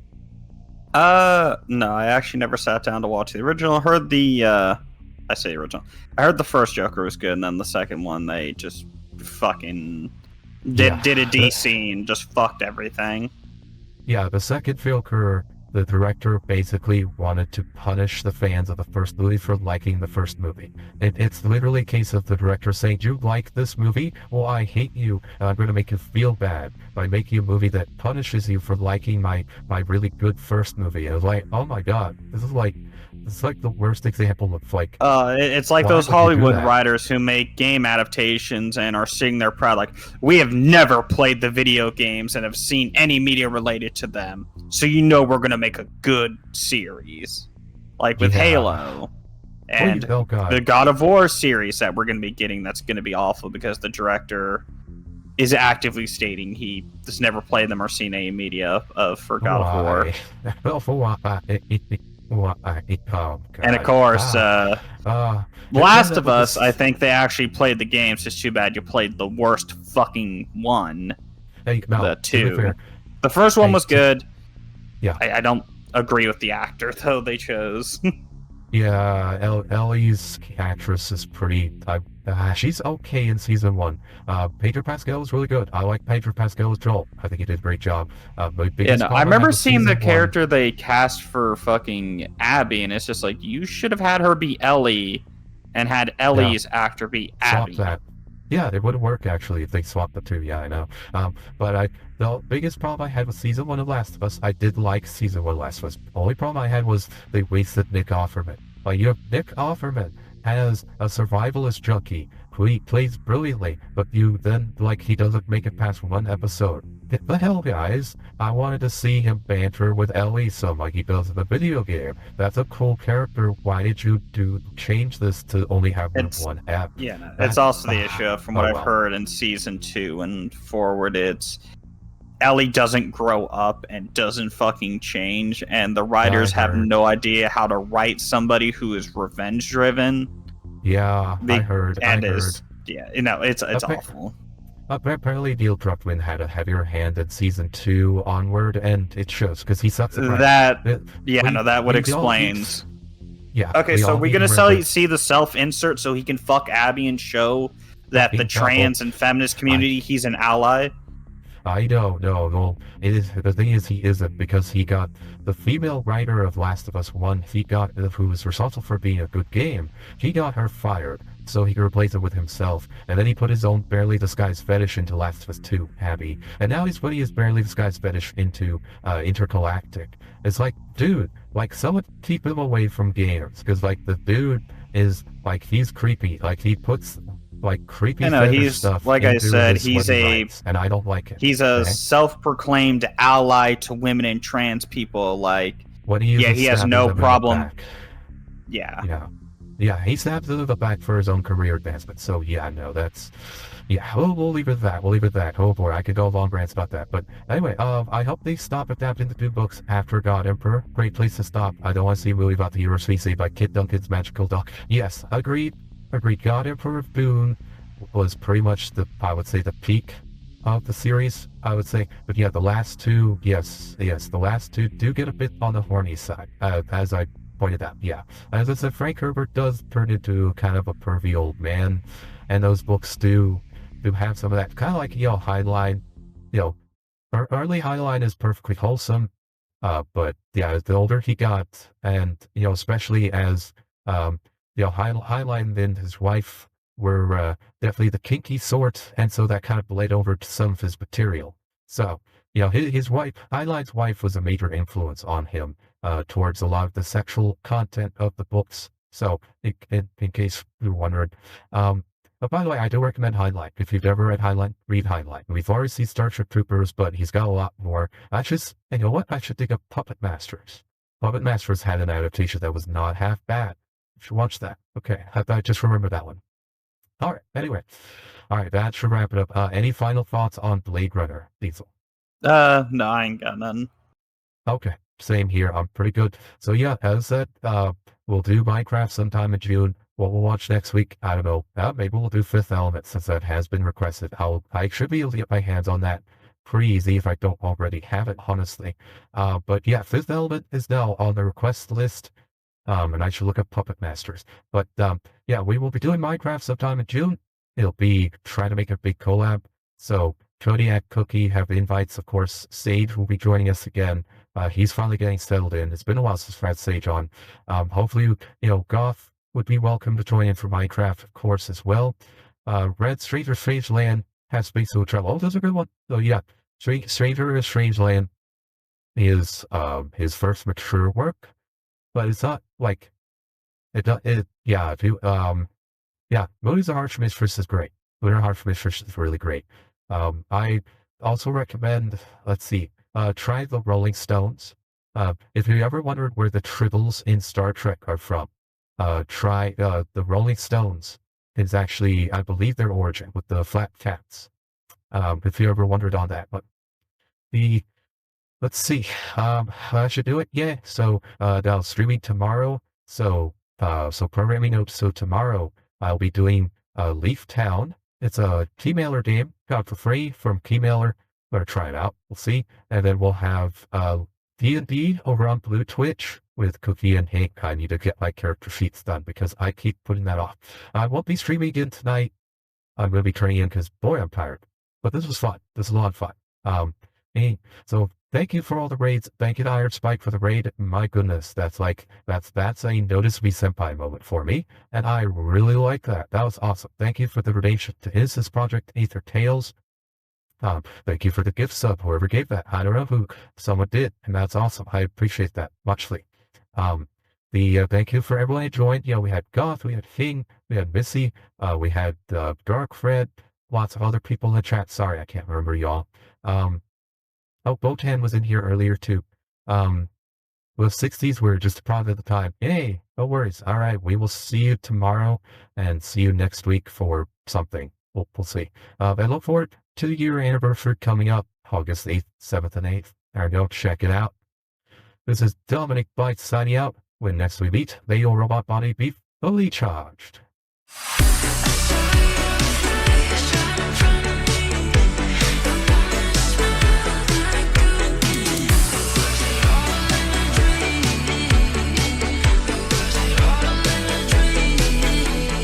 Dominic Bytes, you productive little devil. It's almost as if you're trying to impress me with your endurance. Hey, yes, welcome to the stream, Dominic Bytes. Hopefully everything works out for you, buddy. Hey, Dominic. How are you? Hi, Dom. Welcome. Hi, Dominic. Hi, Dominic. Hi, Dominic. Sorry, guys. Dominic is, a friend of ours. Hey, Dominic Bytes. Welcome. Welcome on by. Hey, Dominic, how you doing? Hello, Dominic. Hi there, Dominic. How's it going? Hello, Dominic. Hello, how you doing? Hi there, Dominic. Hi, Dominic. How are you? Lovely to see you. I immediately get very kind of cocky, arrogant, mischievous vibes from them. Yeah. I immediately get the vibe that they think that they're cooler than everybody else. Very confident character, very kind of.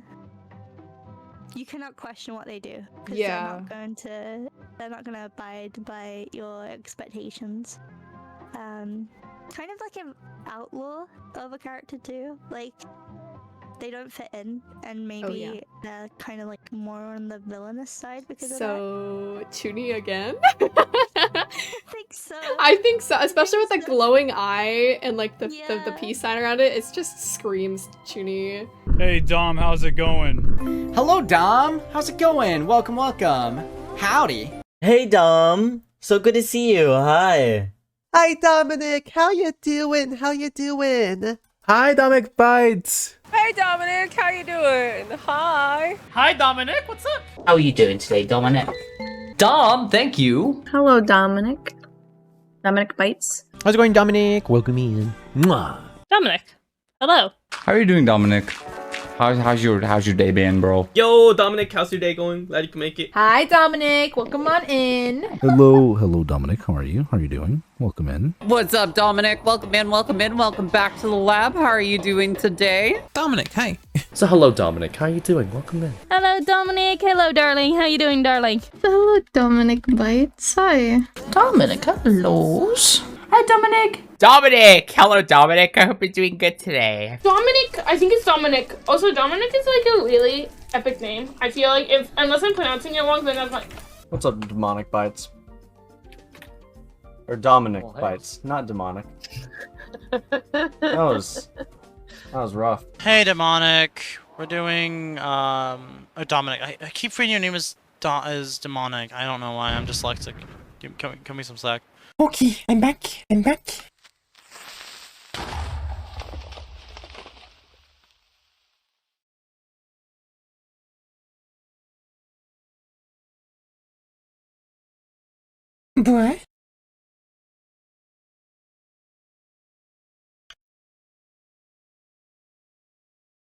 Bruh?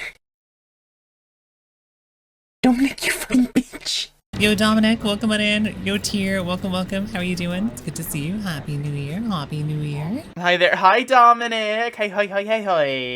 Hello, Dom. How you doing? Hi there, Dominic. What's up, Dominic? How are you, man? Dominic, thank you.